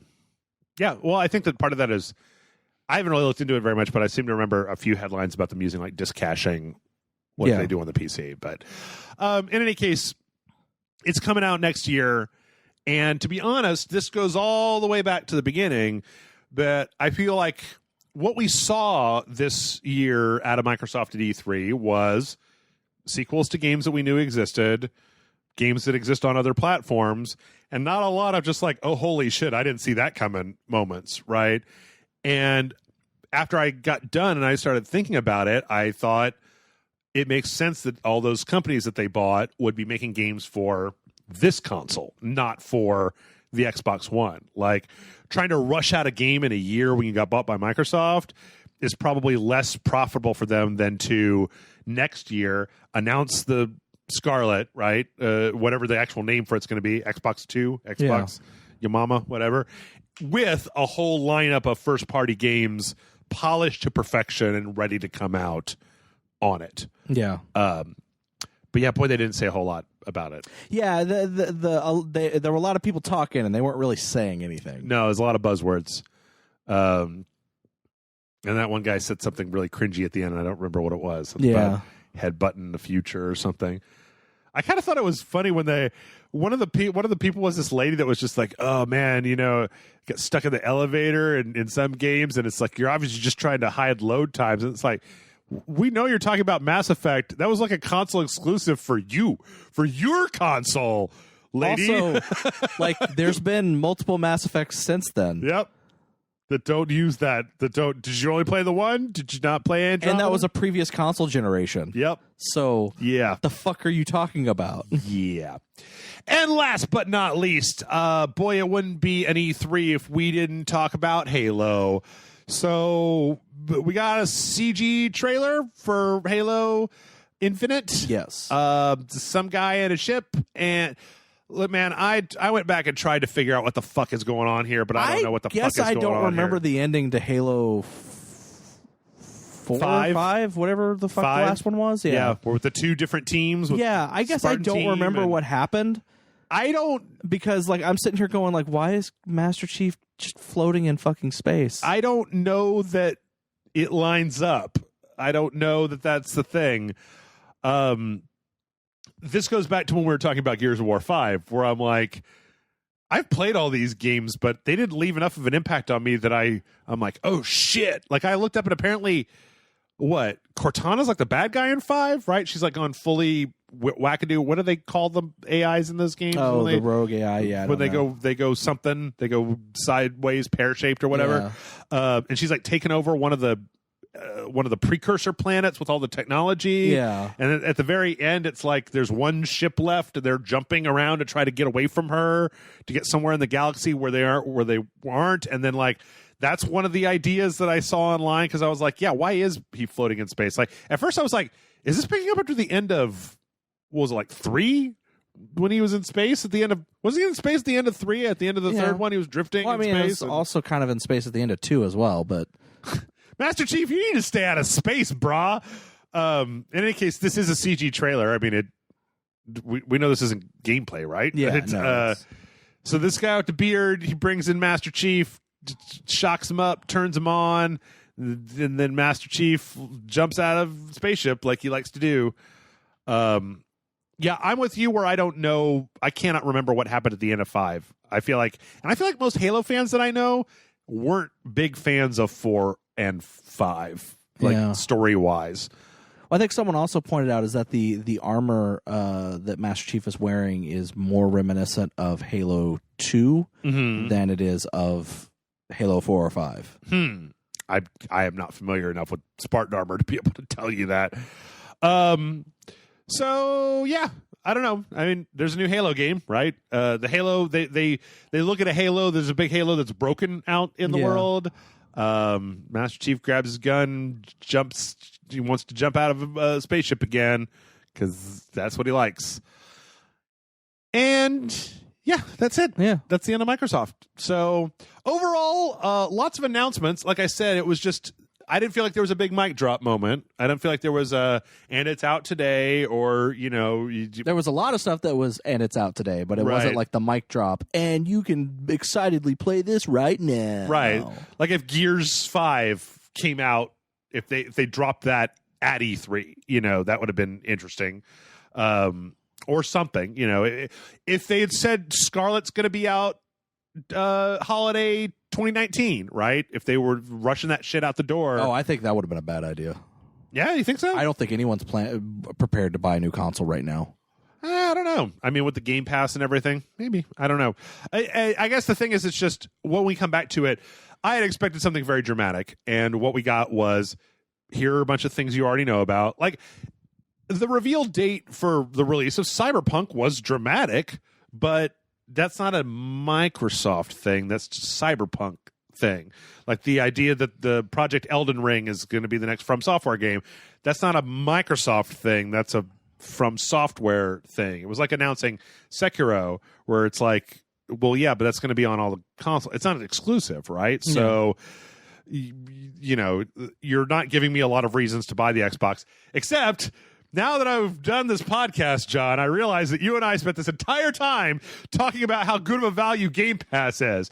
So maybe they didn't need exclusives because they're willing. I said it at the beginning. There was only really one thing that was really that was like the biggest takeaway from the entire thing, which was the Game Pass. Yeah, and I feel like if they had failed prior to this press conference to really sell Game Pass in any way, then they succeeded.